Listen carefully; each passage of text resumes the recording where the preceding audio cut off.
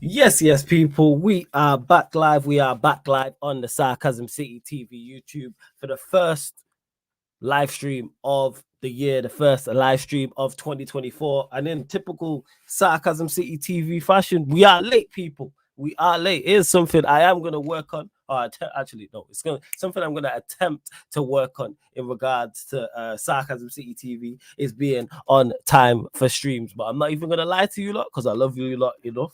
I love the audience enough, not my co-host. Fuck them. Apart from Steve, you know what I'm saying? Everyone else, I was saying, and Sheik. And apart from the new ones, you lot know who I fuck with and who I don't like. I'm not going to lie to you lot. I will attempt to be on time. Attempt. You know what I'm saying? Whether or not that happens, I do not know. But one thing you will get is we will continue to provide you lot content. So I appreciate it. If I inconvenienced anybody, my apologies. But this is the Sarcasm City Sports Fan Calling Show, Premier League Fan Calling Show. I've dropped the link in the chat. Throughout the show, I will continue to drop the link as well. And there's only 2 rules in regards to the Fan Calling Show. 1, camera must be on, face facing forward. Secondly, when you call in, make sure you know what you want to talk about. You can talk about whatever it is you want. You may want to have a rant about something. You may want to ask me a question. You may want to disagree with me about something. You may want to disagree with a co-host about one of my co-hosts about something, whatever the case may be. But run up the likes first and foremost, whether you're watching this live right now or watching this back, run up the likes.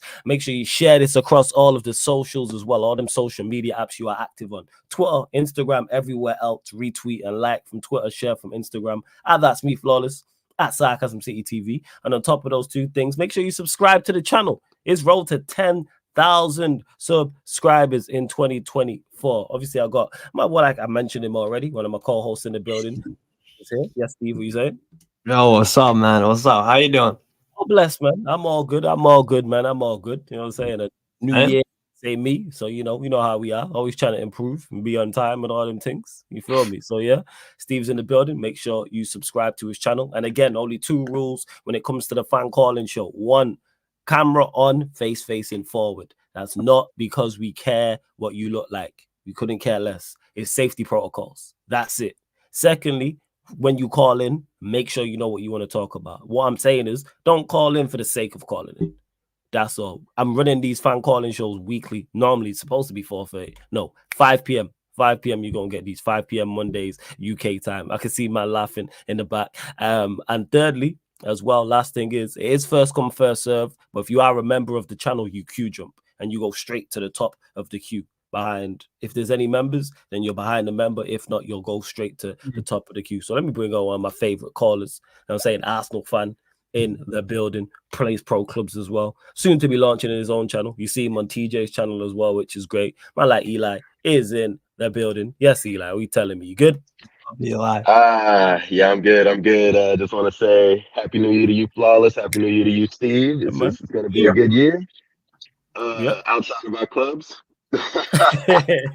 Facts.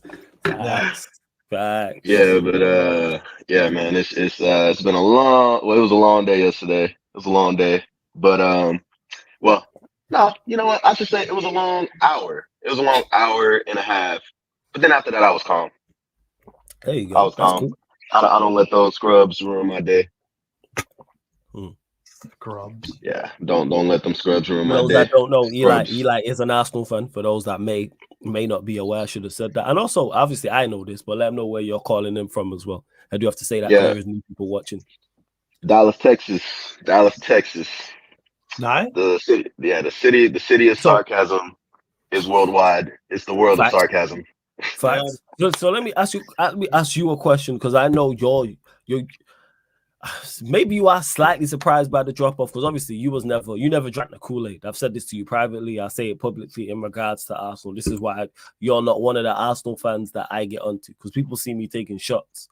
I like Arsenal and running jokes, whether it's Liverpool, whoever else, but I'm very specific. You know what I'm saying? Like, I'll take shots. Like, yes, I run my jokes just general, but I won't go at every single Arsenal fan. Because like I say, you didn't drink the Kool-Aid in regards to it. But are you surprised by the drop off, the being top of the league Christmas Eve, then 4th New Year's Eve, 1 win in 5? Like, are you shocked by? Is it 1 win in 6? Is it 6? 1 win in 6. Yep, 1 win in 6. Shit, I didn't get my tweet off right, man. I said 1 win in 5. Fuck. But yeah, are you shocked by it? Nope, guys not at dropping all. people. Okay, tell Not me. at all. I saw this coming a while back. Like I've been telling y'all for time, this team ain't ready. Mm, First of all, this dude then just messed up the whole dynamic of the locker room. You know, with the acquisition of David Raya and the bidding of Tierney and Partey and all this other stuff. The infrastructure of that team has gone downhill. Like you saw it, like front and center yesterday. mm. Like Nelly was so pissed off at being subbed off. He didn't even dap up ESR when he got on the bench. You Jeez. got Oh yeah, I did players see that clip. I arguing, did see that clip. bro. Yeah. You got players arguing with each other on the pitch, blaming each other. There's none of this. Oh, it's a family. Oh, it's it's vibes FC. Nah, none of that. None of that. This manager has slowly but surely started to lose the dressing room, and because of that, it's not a coincidence that you see not one, not two, but 7 or 8 players dropping in form this season. It's crazy. It's insane to even think about. And people are they're just like, oh no, it's just it's just a drop in form. You know, they'll come good. No, no, it's not. At this point, you can't really just say it's the players. You got to Mm. put the onus on the manager because Yeah. it's his system that they're playing in, and it's his tactics that they're going by. And it is so easy to play against us. Like you already know what we're gonna do. Get the ball to Saka. If Saka can't, do his little 1-2s, he's gonna pass it back to Odegaard. He's gonna pass it back to Ben White, and then it's gonna go back to Saliba. It's gonna cycle his way all the way over to the other side to Martinelli. And if Nelly can't do his thing over there, it's gonna go right back to Gabriel. It's gonna go right back to Saliba and rinse, wash, repeat. Like nobody's trying to break lines. Nobody's trying to shoot. Nobody's trying to do anything that is progressive in this team. And it's so predictable. It's so infuriating to see the drop off from where we were last season, which was Mhm. 13 points clear of where we were now. We've Damn. scored 10 less goals. We've conceded 3 more goals. So I don't want to hear more about this. Oh, we're more defensively solid. No, we're not. No, we're not. Shit. No, we're Jeez. not. Because we put teams to the sword. You put teams to the sword. That means the only thing you got to do after you put the team to the sword is just sit back and chill. You know what I'm saying? Just play possession football. This is like once you do what you need to do, then you can sit back and chill. But no, Mhm. but no, this team is trying to play this nice little sexy tiki taka football. I'm gonna pass it into the back of the net. Oh, sexy, it's gonna look so nice. It's gonna look like prime Barcelona. Nah, nah, get out of there. It's Get not out of here even with that. sexy. That's the worst It's part. not. It's not even sexy. Not at all. And that's what Boring. frustrates me. That's what frustrates me. It's Right. boring bro. I almost fell asleep watching that game. As Yeah. I was critical I am of Newcastle right now under Eddie Howe, and I feel like things are going a little bit south. At least there's a little bit of, I don't know. A bit of je ne sais quoi. There's something to it. Y'all have a bit of Yeah, like pizzazz to how Mhm. y'all play. You know what I'm saying? There's You a know little how bit you're of. gonna play. There's a you little could be And bit. at least y'all give it a predictable. go. You could be predictable, but look like scoring even if you're in bad form. That's Hey, possible. trust me. Just want to Right. say before you carry on, Eli, I know all about pretend nearly falling asleep watching their team. Trust me. It happened. It Hey, nearly happened in that game against our last hey, game against Forest. I'm Trust me. telling you, bro. Hey, Saeed, prime example. He was Yes, he was fat, like he was led in the jet, like he was in a comfortable sleep. That wasn't I've just fallen asleep on accident. Shout out to Saeed for those that have seen it. There's the pictures out there. I've used this on my Twitter, on my Instagram. Like when I say Saeed fell asleep, he didn't he's like listen and fell asleep. Like no, he's leant back, like his body, he's leant back in his chair. You know what I'm saying? Chin up in the air like a bad boxer. I'm telling you. Like chin up in the air. In the air. Like I was like, yo, he was asleep. I'm surprised no one did message me like ring him to wake him up type of thing. But I get it. right. I fell asleep. Yo, I could easily fell asleep. When you don't see me on watch alongs moving around, that's me trying to stay awake. Oh Like, yeah, that's what it is. I'm 110% like trying to like, all right, prop bro. myself I up. found myself dozing off multiple times. I'm like, oh, dang, we still playing? I gotta watch this drops again. Come on. All right. It's so annoying, man. And then you got all these these top gooners over here talking about, oh, Real Madrid Arsenal combined 11, only 3 Madrid players get in. Like, what? Hey, shout out What? to Miguel, man. At least he put out a Interaction video and he was like, I'm getting cooked right now. And it's like, yeah, man, you the Adrian Broner me, man. Oh, yeah. I ain't gonna lie, I'm getting cooked. Like, you fucked for that. Man, hey, Man deservedly so. put Odegaard in over Modric. Oh, I was like, what? Luka Modric. Camavinga didn't even make the squad. Like, what? He made the He squad. messed Man, up. Are you He kidding messed me? up. He messed up the Real Madrid players that should have been in there for the ones that already were in there. man had Right. Rice Crazy. over Chouameni. But you know, now people want to have the conversation about Rice. One thing I will say about Rice though is it's funny, like people criticizing for him and Gabriel like arguing, but I suppose I wish my players did that. I don't see that within my team. Like that's one thing. Yeah, it's funny to look at, and the memes and the captions that go with it are funny. But I wish my team did that. Like, because at what were least they you know to actually like? communicate, you know? Yeah. What were they actually arguing about? What was it? I think it was more along the lines of positioning and the fact that we were conceding so much and the fact that they were just playing FIFA Street on us. You know what I'm saying? we were out there getting embarrassed. You know, it was Fulham. You know, the same Fulham that got packed by Burnley and Bournemouth 2 weeks in a row. They lost 2-0 to Bournemouth, and then Burnley, and then they lost 3-0 to Bournemouth just last week. It's like, come on now. We beat them 3-0 at home, and we're That's out what of I'm saying. form. That's I know what I'm saying. the red card was a big factor in that, but we were still out of form. So it's crazy. Like I just don't understand why try to mess up what wasn't broken in the first place. What's broken is the fact that we were 8 points clear at the time that we drew against Liverpool. We were 8 points clear. Any manager with enough nous and tactical know-how would have cruised to the league. Would have cruised to it. So I'm not gonna put all the onus on the players, because who made those fraudulent substitutions when they didn't need to be made? Who is the person that set them up in a way that let them get beat up like that? Who in the world decided it was a good idea to put Rob Holding in the back line, knowing his deficiencies? Like who? And it's nobody but Arteta. Yeah. That fraud, that Lego head. I just want to slap that Lego head off his neck. I'm tired of him. Like I've said this some time. I never wanted him in the first place. Yeah, you did say this. The fact that Ancelotti was out there, he was available, and we got this fraud. We got this no experience having piece of crap. Yes, he is a piece of crap because he's arrogant. He knows he's arrogant. And bro, you know where we're sorry to cut you off. I just wanted to say something real quick. You know where we're really gonna see his arrogance? When his next job offers line up and he just sits on his ass and does nothing. When he rejects an Atalanta, when he rejects a Real Betis, when he rejects a Olympique Lyonnais, when he rejects a whoever, because he's like, no, I'm good enough for the Barca job, Real Madrid, Bayern. It's like, nah, dude.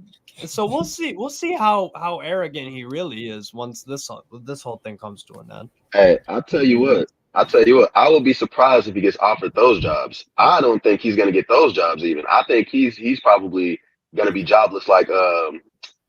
Ain't gonna be that bad. I think, bro, he's terrible. He's terrible. Like he's bad, but he's not only bad.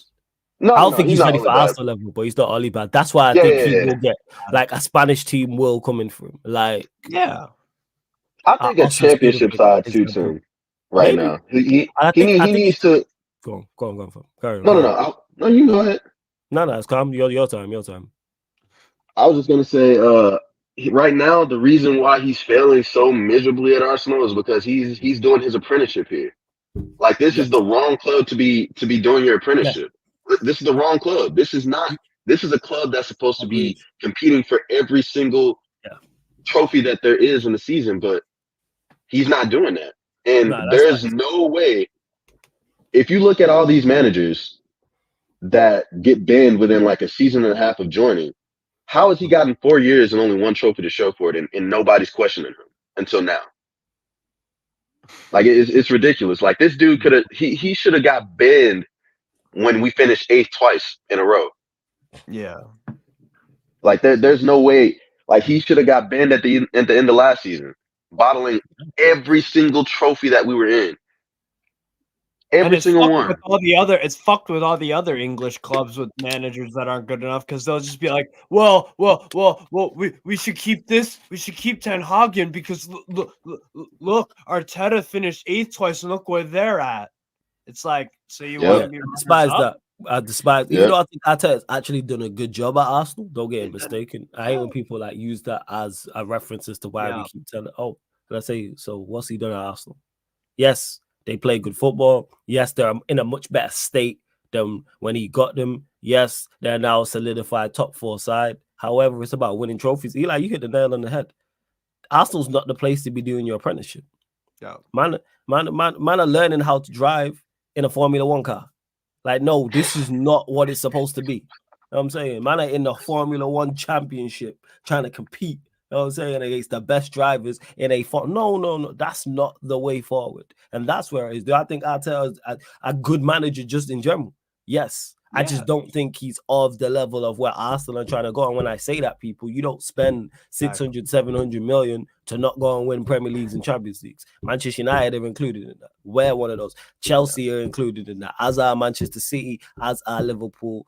All of the 5 clubs I've just mentioned all spend big money to go and compete for these major trophies. I don't spend big money to go win FA Cup, Carabao Cups, Europa Leagues. Like, yes, they're side pieces to go along with the main stuff. They're side dishes. They're supposed to go alongside the mains. That's why there's no managers we talk about at those clubs I just mentioned who didn't win the major trophies that we look at. There's no one's built a statue outside of any of these grounds without winning a Premier or Champs. Go to Old Trafford. Who's there a statue of that didn't win a major? Same with Arsenal. Who's there a statue of that didn't win the Premier League? Same with Liverpool. Go and check this. Go check the statues outside of Anfield. Those that have been fortunate enough to have gone to these grounds. Like let's not act like that's not a thing. When did winning the major trophies not become the be all and end all? When I talk FA Cups and League Cups and what is like relax. Like, all right. You gonna lie to yourself? Say, like I said before, you gonna drink the Kool-Aid just because you thirsty? All right, bet. Right, and I'm gonna just correct one thing. He is not a good manager because good managers don't alienate your players. You don't alienate them. That is something he has to. Yeah. Well, okay. Like, he's a good coach. That is a terrible tendency that he has to realize that's a fault. For again, I'll just reference Newcastle real quick. Like Eddie Howe realized that Bournemouth. He could get them players scoring goals, but they were leaking goals in all the years they were surviving. What did he do? He said, I need to become a better defensive coach. Let's go look, basically job shadow with Diego Simeone. That guy knows how to coach defense. Would Arteta do that? If he's really about that and if he really wants to actually become a top manager, he will do that. He's got to learn. That's what. No, you know what? You know what Arteta needs to do? He needs to develop his own style of play and stop copying Pep, because that's where he's going wrong. He's like, oh, he sees Ake doing this whole left-footed left back sort of thing as a center back, and he's like, oh, let me go get Kivior, left-footed center back that can play left back, quote unquote. And look how that's turned out. That can invert. Stop all this inverted nonsense. Bring back my man Tierney. Pause. Bring back my homie Tierney. Let him cook on that left-hand side and see don't Gabriel Martinelli improve. Yeah. Stop all this inverted nonsense. Because you mentioned right at the start of the call in regards to the amount of players who have not hit the heights of that they did last season. So you're looking at it from a tactical perspective and saying that's on the manager. First. Yeah, because if you think about it, look at Martinelli's performances last year. His best performances is when somebody's on the overlap with him, which most of the time that was Xhaka or whenever Tierney was playing. He would overlap. They would always overlap and bring him into the play. But right now, this whole season, he's out there by himself. Literally, always out there by himself, and he's always cutting inside. He's always cutting inside. Same with Saka. Always cutting inside. Ben White hardly ever overlaps anymore. He overlapped like maybe a few times last game, but that left us open to the counterattack because nobody ever passing the ball to try to overlap and cross that ball in. Not that anybody would have been in there anyway, because we just don't have men in the box at Arsenal. You know what I'm saying? Like everybody's outside in Jesus. every other position than they need to be. You know what I'm saying? Jesus is the prime You example. can't cross a ball into the box where an Isak is there, where I don't know, a freaking anyone big and tall and good in the air. Yeah, that's why we need Tony. That's exactly why we need Tony, because all these chances that we've been missing, all these chances that we've crossed in, bro, he heads those in for fun. He scores those for fun. Yeah. And we would be talking about us being in a much different position than we are. But hey, what do I know? I'm just a guy. I'm just a guy over here just, watching football. I don't know Are what you I'm giving talking your about. opinion? Give yourself credit. Like I say, you very fair with your assessment and very fair with your assessment on your own club, which a lot of fans can't do. A lot of fans are far from self-aware. And then when I say it, it's you just saying it because you're a United fan and you hate him. And it's like, yeah, some of it I am trolling and hating. Yes, because it's Arsenal. But yeah, it's 100%. Some of it is I'm trolling and hating. Like you lot don't do the same. However, I do be on, like I let you know when I'm trolling. Like, and a lot of the time I'm just being honest. And sometimes I get it wrong. Bruno.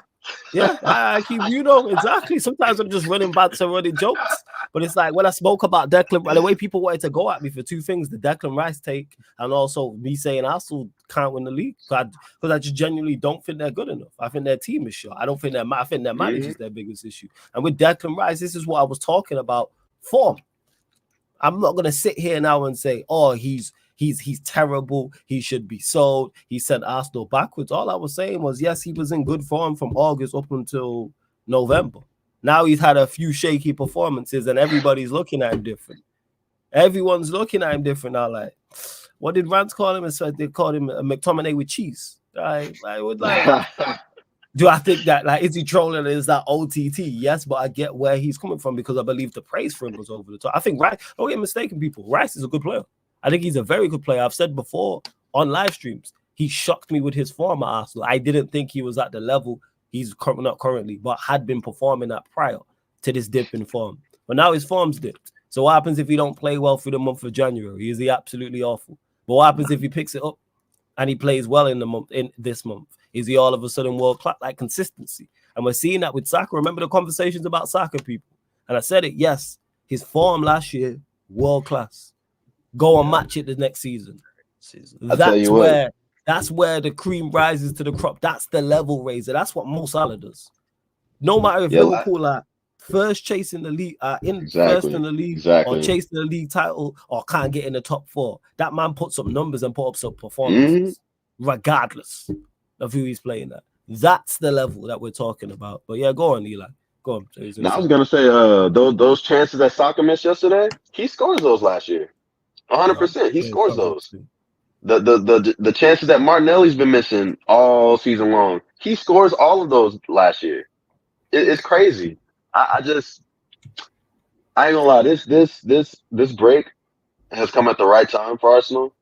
Like they were in desperate need of a little break. Hopefully they can come back rejuvenated. Maybe Arteta can, he can be that man looking in the mirror. You know what I'm saying? Like he needs to hit those Michael Jackson says, look at himself long and hard in the mirror and come up with a game plan to turn this season around, because as it stands, we're in a free fall, bro. We're in a free fall, and we can easily be looking at 8th if we lose a couple more games. It's crazy.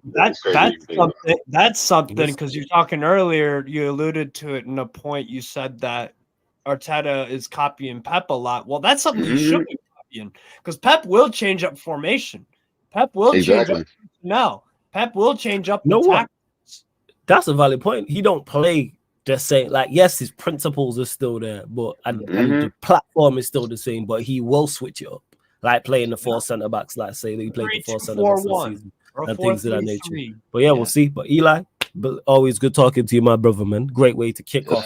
What a great way to kick off not only the live stream, but kick off 2024 fan calling show on the Sarcasm City TV YouTube with my guy Eli, spitting the realest knowledge. You already know. But big up Eli every single time. I'll shout you. Probably no clubs tonight, but probably tomorrow.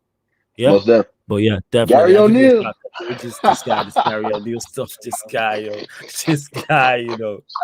This guy, man. This guy. Big up to you, Eli. Yeah. Love every time, my brother. Yes, Yeah. sir. Every Much love, single brother. time. Shout out to Eli, man. Starting Dallas, Texas. You know, it's crazy. Big up to everyone in the chat who's wishing us a happy new year. Happy new year to everybody. Hope everybody is enjoying a happy new year. Hope you're feeling refreshed, ready to attack the year. If you are hungover, get some water, get some McDonald's in you, and you'll be good. And you'll be all right. I will get to all the callers. Do not worry about that. I will continue to drop the link during the show as well. It is first come, first serve, people. If you are a member of the channel, though, you do queue jump, people. You do queue jump. But let's get to a call. Actually, someone I've not spoken to in a minute. Obviously, working hard on his own channel. I've been blessed to have been over there a couple times. He's been on this channel before. My like True Gunners TV. Brandon is in the building. Yes, Brandon. What are you saying, man? You good? Well, first of all, Happy New Year's to Happy New Year, yeah. gents. New Year, bro. Happy New Year, yes. I wouldn't call it New Year for me. It's more like Groundhog Day as an Arsenal fan because the same thing seems to be happening again, doesn't it? So, you know, here's what it is. It's just. I'll be in your position tonight at 10 p.m. So, you know. Yeah, that's it, bro. That's it. But you do not take a result still. we need you to get a result just to keep this thing alive for us. But yeah, the only difference is January and not March. Do you know what I mean? But I'm seeing the same thing happening again. The same thing happening again. Weak-minded individuals again. You know, it's not like we're playing world beaters either. You know, West Ham, they lost only a couple of weeks ago 5-0 to Fulham. Yeah. Fulham last season were pretty decent. They were like sort of in and around mid-table. This season, they've been horrendous. You know, only two games ago, they lost 2-0 to Burnley, one of the worst teams in the league, at home. And they got dominated by Bournemouth as well. And then we go there yesterday after an horrific performance against West Ham, horrific finishing against West Ham, with a point to prove and it's a must-win game. And, you know, after 4 minutes, we did nothing. We did absolutely nothing, you know. And do you know what's more jarring than anything else? Flawless, right? And it doesn't happen at any other club other than Arsenal. How many times do we come up against the team, against one of our former players, and our former players turn up against us? Every single time. West Ham, Mavropanos scores. Yeah. Yesterday, Willian and Iwobi are looking like prime Vinicius Jr. and Rodrigo. You know what I mean? Happens every single time. I don't know what it is with Arsenal. I really don't. But it happens every single season, every single time. Brandon, I was just going to say real quick, you want to know who's in that club? Newcastle, a former player scoring against us. Our last 4 goals we conceded to Forest and Luton, all former Newcastle players in Wood and Townsend. So I think what ties into it against you lot is motivation. When players are because it is Arsenal, and it's like, all right, big stage. Like I'm sure someone will ask me about it, but I missed it in regards to obviously Alanga. He was involved in the goal against us, and people were complaining about him celebrating against us. It's like, you can celebrate. I have no issues with what Alanga did. He's a Nottingham Forest player. Yes, he came through the Manchester United Academy, but guess what? He's not playing for us anymore. Same way Welbeck has celebrated for you lot when he scored years back in the FA Cup. People were complaining about him celebrating. No, he's an Arsenal player.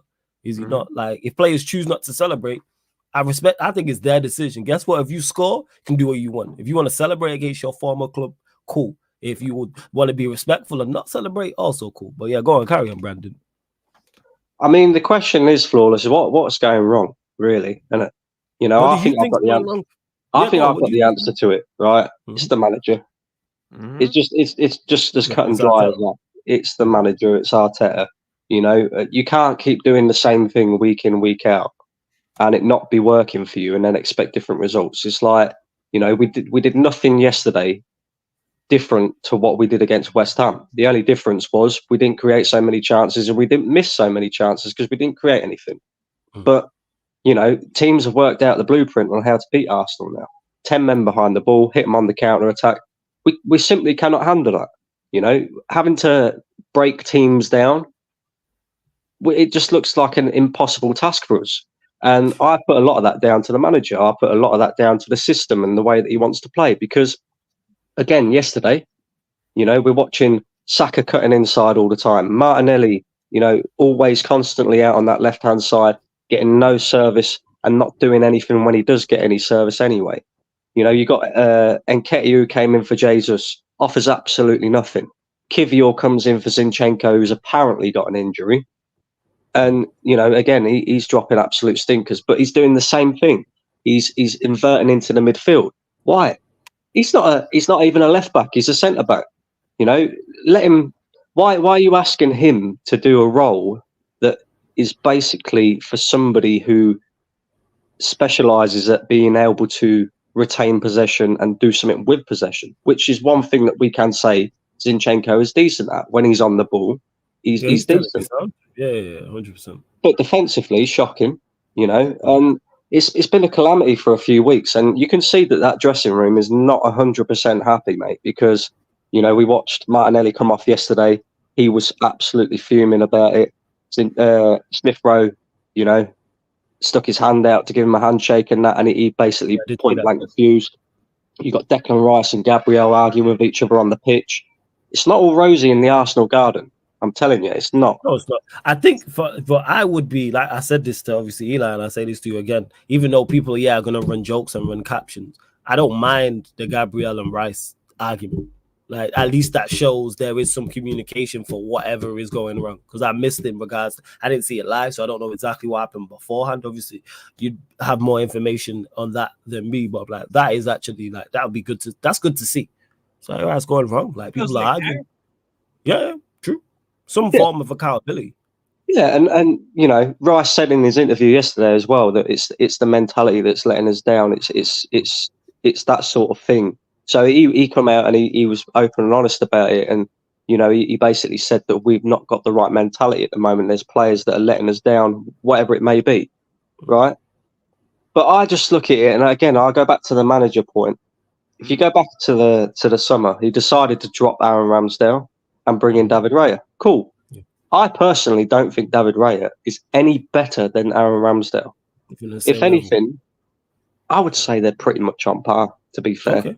I really would. I don't think there's much difference there at all. Ramsdale is obviously quite a character in the dressing room, so people are probably, already questioning that decision anyway, looking around thinking, well, you dropped him, you brought in him, and he's not doing no better.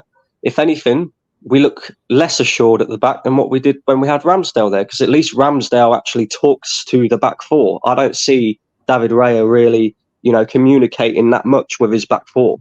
And that's why we see, stupid errors that lead to goals. Because a lot of the goals that we have conceded this season have been stupid errors, either by, our left back or just no communicate. It doesn't look like there's much communication there at the back. I look at that as something. I also look at the fact that we've just basically changed the entire midfield.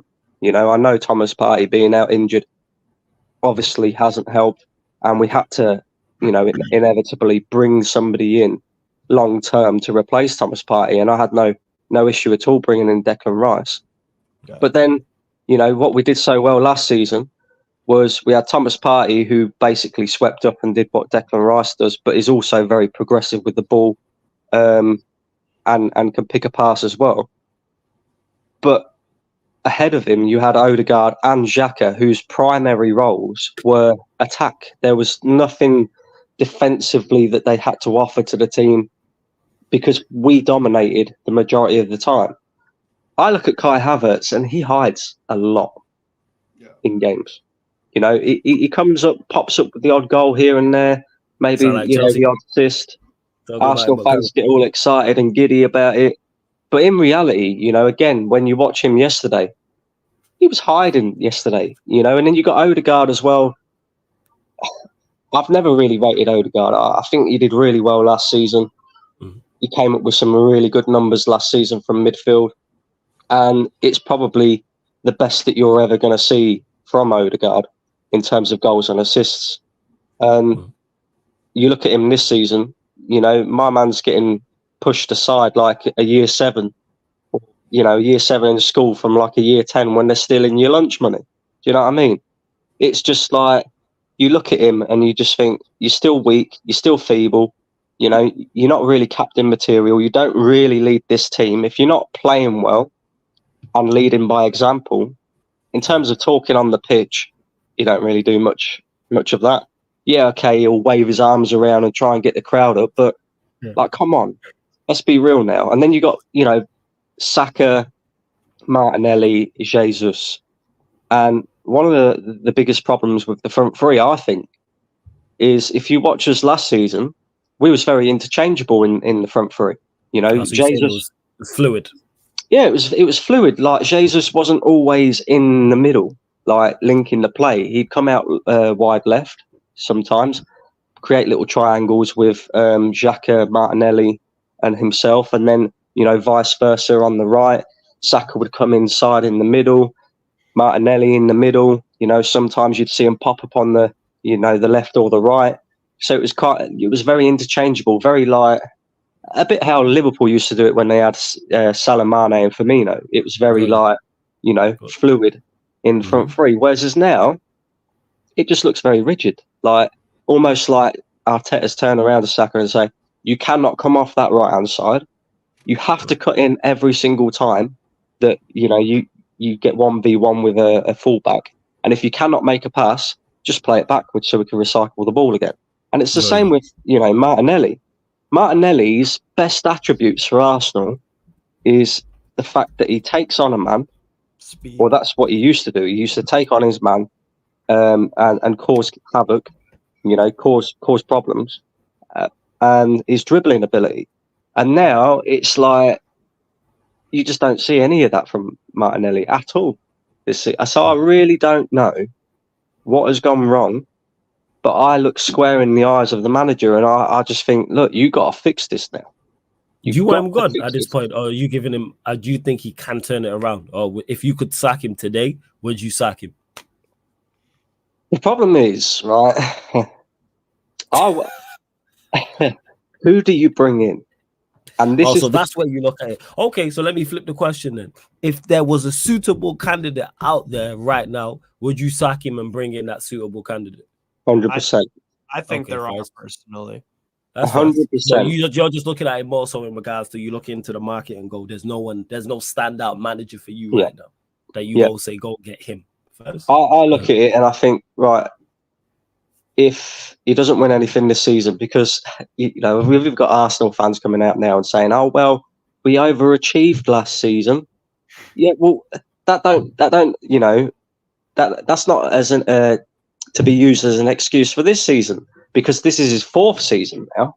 He spent another £200 million in the summer, and we've gone backwards. Do you know what I mean? We've gone backwards. So I just look at Arteta as Arsenal's Brendan Rodgers, to be honest with you. I think he's got us to a point where we're back up there again. We're in the conversation.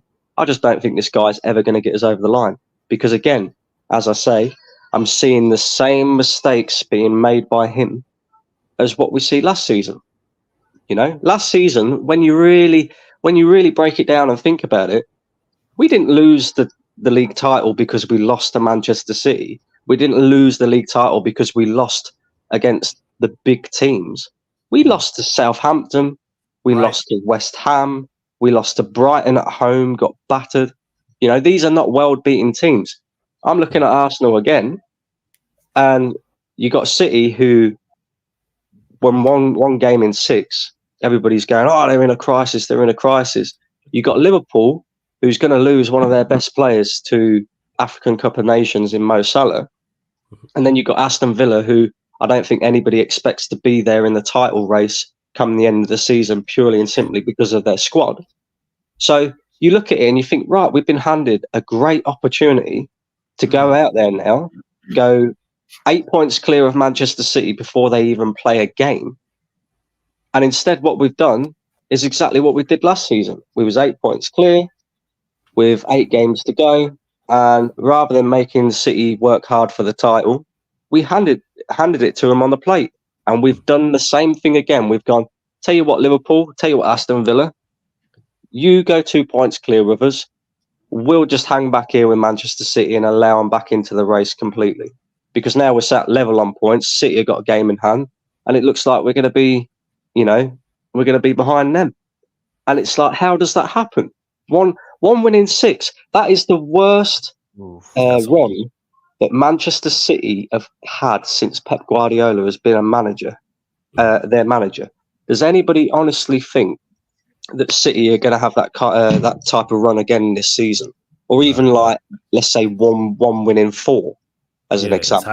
It's highly unlikely. Unfortunately, it's highly unlikely. Yeah, it's highly. They ain't going to do that. So we've fucked it already. We've messed up this league title thing already. We had the opportunity when City, was not doing the business, and we didn't capitalise. And the thing is when Liverpool beat City to the title that one season, every time City dropped points, Liverpool capitalised. We didn't do that last season. We haven't done that this season, and it's all on us. It really is all on us because, like I say, these teams that we've been dropping points to, we shouldn't be dropping points to them. So it's all about mentality. It's all about the manager not getting things right.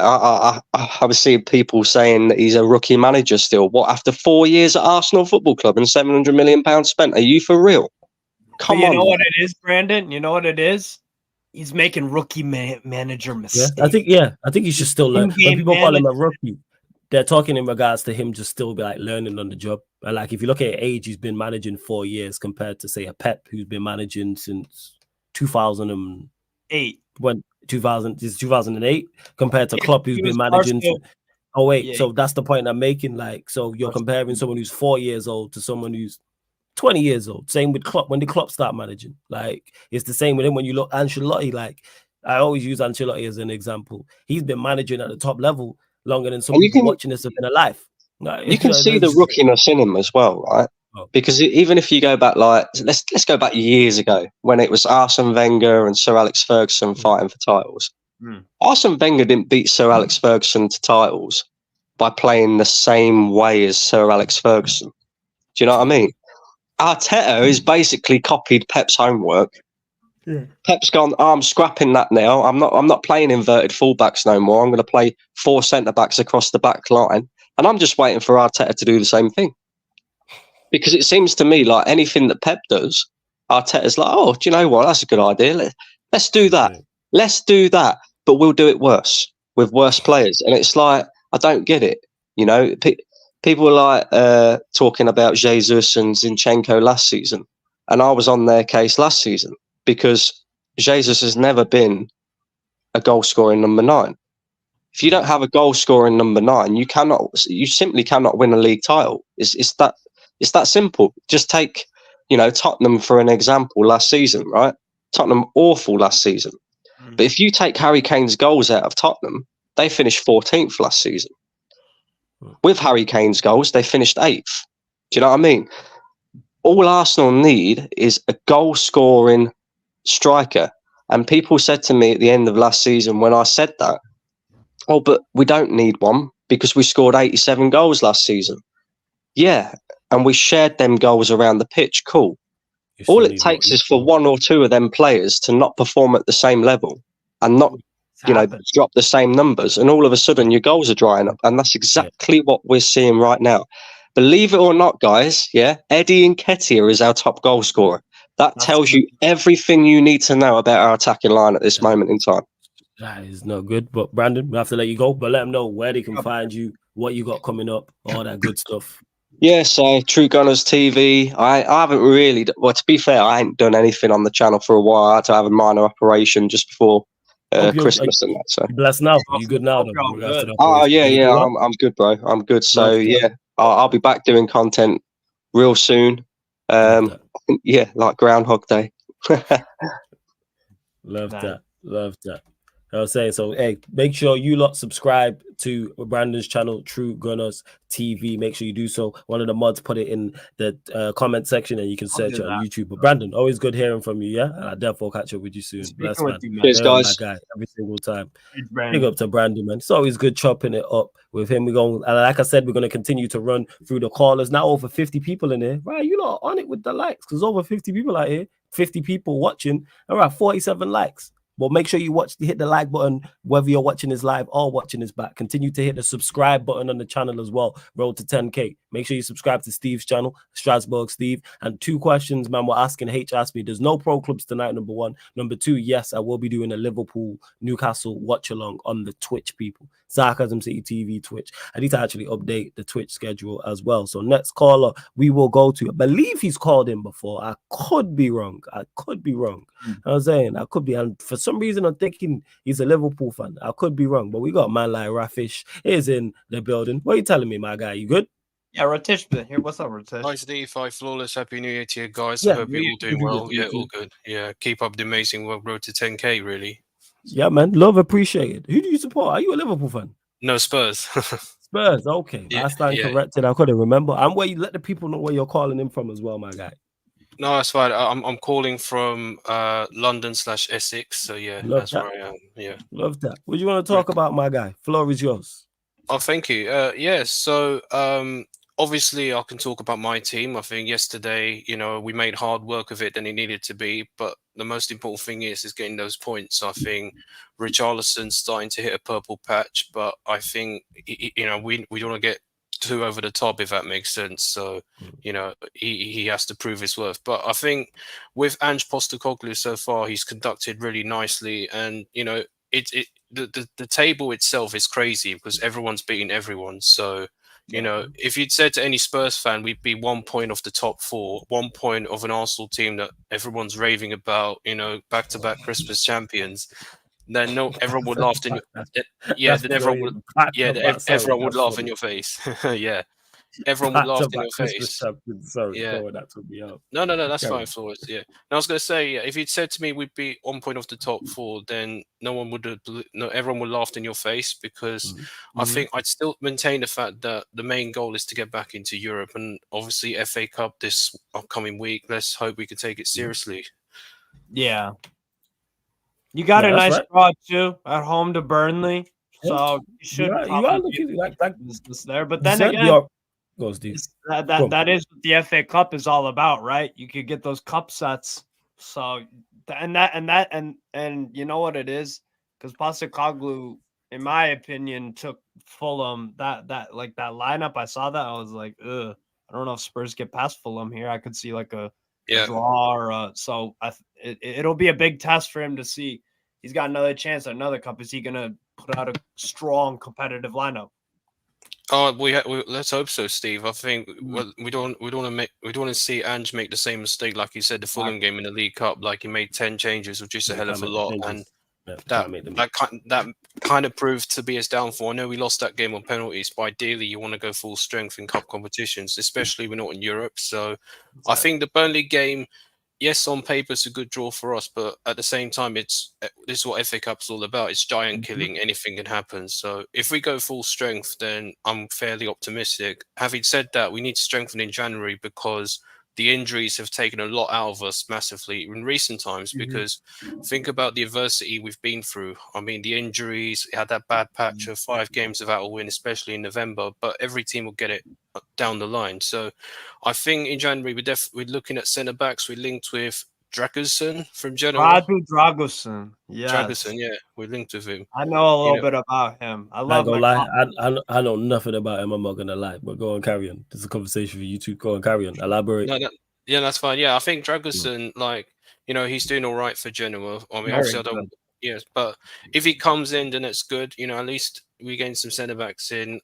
Or Todibo is another option that we're linked with, but I think that deal may not go through. But it's good to have an insurance plan. So I think at least we're looking in the market, because you want to get deals done over early rather than leaving it to the 31st of January. I mean, Daniel Levy tends to leave it very late. He likes to do late business. He does do that. That is facts. Yeah. I think in the short term, we just have to keep going about our business, because if we get some signings in January, then great. Because if we don't sign anyone, then you would probably fear the worst. But also, we're getting some players back from injury, and I think Maddison is earmarked to return for the Man United game on the 14th. VDV is, I saw him recently in the darts. He's recovered. He's just having a practice. I was watching on YouTube, but I don't think he'll be risked for Burnley. But again, he'll definitely should be back for the United game as well. So fantastic. We are getting some players back from injury, but obviously we still need to strengthen. Yeah, so it's going in the right direction for us. Yeah, it's like I said, I've liked what I've seen, and what he's done, the plays you have, and what I respect is even though players have been injured, he still played the exact same way. And that's why I tie it back into my team. I'm not hearing any excuses about injuries in regards to how you play. Yes, the level will drop off if your first teamers and better players are not there, but it should still look the same. Yeah. Spurs play the same way. Regardless of who's injured, who's not, Spurs still play the same way. For example, with the high line and the high press. No matter I see them go to Manchester City away and play 2 fullbacks or centre backs. Yeah, I think Diane Davis played in that game. Yeah, and that's the thing though, with the style of play. It's really enticing to see the managers sticking with one. But ideally, you want to come up with a plan B or a plan C whenever we face adversity, because I think the biggest mistake would be putting all eggs in one basket. So if the best managers in the world come up with 2, 3, 4 different tactics to tackle certain situations, but I think it's a real plus, that is for sure. So I mean, this 2024's there, big things expected. I think it's a new chapter really. So we're hoping that in the summer, if England could get over the line in the Euros, but whether they do it, time will tell. What do you think? Do you think? Well, no. What do you think? Do you think England get over the line in the Euros? Because I went and look on paper, I look at it and go, England are the best team there in terms of talent. Yeah, the talent is there. I think we could all agree they should be one of the favourites to win that tournament. Without doubt. Will they win it? I mean, can they win it? Yes, obviously. Will they win it is a different question entirely. I'm not so sure, because I think I'm not sure what my stance on. I mentioned this the last time I come on this phone call in. I think my stance on Gareth Southgate is the fact that he is doing a good job, but not. But is he the guy to take England to the very top in terms of winning silverware? I'm not convinced. But like I said, we're happy to be proved wrong if he pulls it out of the bag. But yeah, that's the way I see it. I see it. Hey, Rafish, man, great call as always, man. Make sure you continue to call back in. It's good, man. It's always good. It's good to hear from a Spurs fan as well. So for those that talking about diversity and and hearing from different clubs, guess what? The link is out.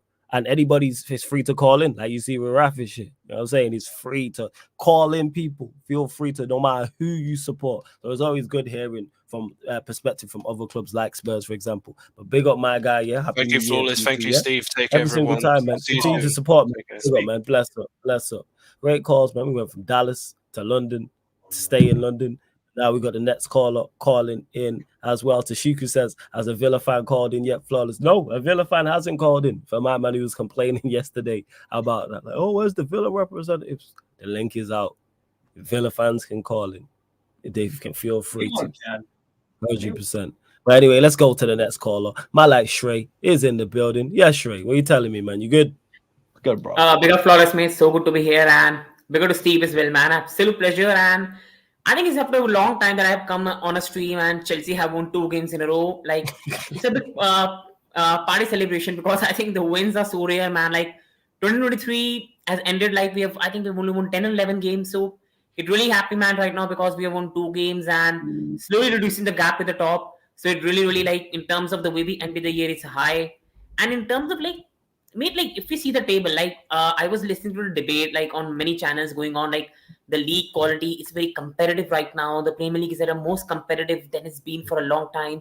But I look at it the other way. We have been pathetic this season. Newcastle have been bad this season. United have been awful this season. We have 28 points from 20 games. 28 points from 20 games. It's like not even half of the points we've reached here. And we are 3 points behind United. We are only 1 behind Newcastle. We are 5 behind West Ham, who have came to play against Brighton. And we can still finish, like, if United beat Tottenham next week in the Premier League fixture that both sides will play, and we play Tottenham at Stamford Bridge, we still can finish in the top 5, top 4 in the league, and we still can end the campaign on a Europa League spot and winning the Carabao Cup. Like, for how should we have been? I think I want to ask your two opinion as well. Like, people are saying the league is more competitive, it's more hard. I say the top teams have regressed massively. City, Arsenal, Liverpool. You go to Chelsea, you go to United, and I berate my club. I think if we could have signed one or two experienced players, like a good striker and a good centre back, and we could have got just even 2 more victories this season, even we would have been in a somewhat title race, which I don't think is going to happen. But the Premier League table right now, man, 83 points could be enough to win the league this season. 83 or 84 points could be enough. So I will love to know your opinion, guys, as well. Like, do you think the league is got more competitive, or the quality is regressed in the top teams? I think both things are true, what you're saying there. I think, is the league more competitive? Yes. But people do this thing where they automatically assume because it's a league's competitive, it's high quality. If you take two average teams, they're probably going to be competitive because they're both average and it's going to be entertaining to watch. However, it doesn't mean it's high quality. Same way if you take two poor teams. I'm sure if we went to League One and it's two poor sides in League One, the game could finish 4-4. It's still an entertaining, competitive match. And that's what it is with the Premier League. I do agree. I think the top teams have regressed. I don't think this league is good overall in terms of quality. But because everyone is pretty much varying flavors of, everyone's just different levels to mid. That's how I look at it. And when you have that mix of everyone being different levels to mid, you have everyone beating everyone, like Rafish said, pause. And also on it, hey, yo. Hey, fucking yo. Also, also with that as well, it's like in, like, say, boxing or UFC. If you take two average fighters, you can still get an entertaining fight, but it doesn't mean it's quality. People get things mistaken. Same way, let's say City and Arsenal were levels above everyone like they was last season and was clear. That doesn't, yes, the league would be less competitive, but there's more quality in it. I've said it, I don't rate this league, and that's what makes me so frustrated about Manchester United is you don't even have to be fantastic or great to be in the top 4. If we had 9 more points of some of the silly points we've dropped, we're probably roundabouts where we should be, and I'd shut up. And that's just, if you're a competent unit, you'll do all right in the Premier League. Oh, that's all you have to be. You don't even have to be nothing special. As long as you're organized, competent, work hard, close down, have a little bit of a quality and attack, just 1 or 2 players, you'll do all right in this league. That's why you got teams. That's why you got teams like Brighton who won 1 game in 2 months and were still top 6. How does that happen? They're above us. How does that happen? I can't believe Chelsea are only a point behind Newcastle. Yeah. But again, that goes to show in regards to where the league is at and why, if anybody decides to get it together, any team in the top 10 goes on a little run, all of a sudden you comfortably in top 4. Like people, again, Rafi's mentioned it. No, it wasn't. It was Brandon who mentioned it. City won, what was it? 1 win in 5 they had or something. 1 win in 4. And people talking about crisis. And now they're, what, 2, 3, 4 points? I don't not check the table, but they're not a million miles away from top of the league is the point that I'm making. But they're supposed to be in crisis. So yeah, that's my thoughts on it. What are you saying, Steve? In terms of the quality of the Premier League, I've always been skeptical when people say it is outright the flat out best league in the world, best football, best this, best that, because I watch a lot of football from the other leagues. I love watching Bundesliga and Liga have been my favorites over the years, but this year I've been watching more La Liga because it's been just head and shoulders for me.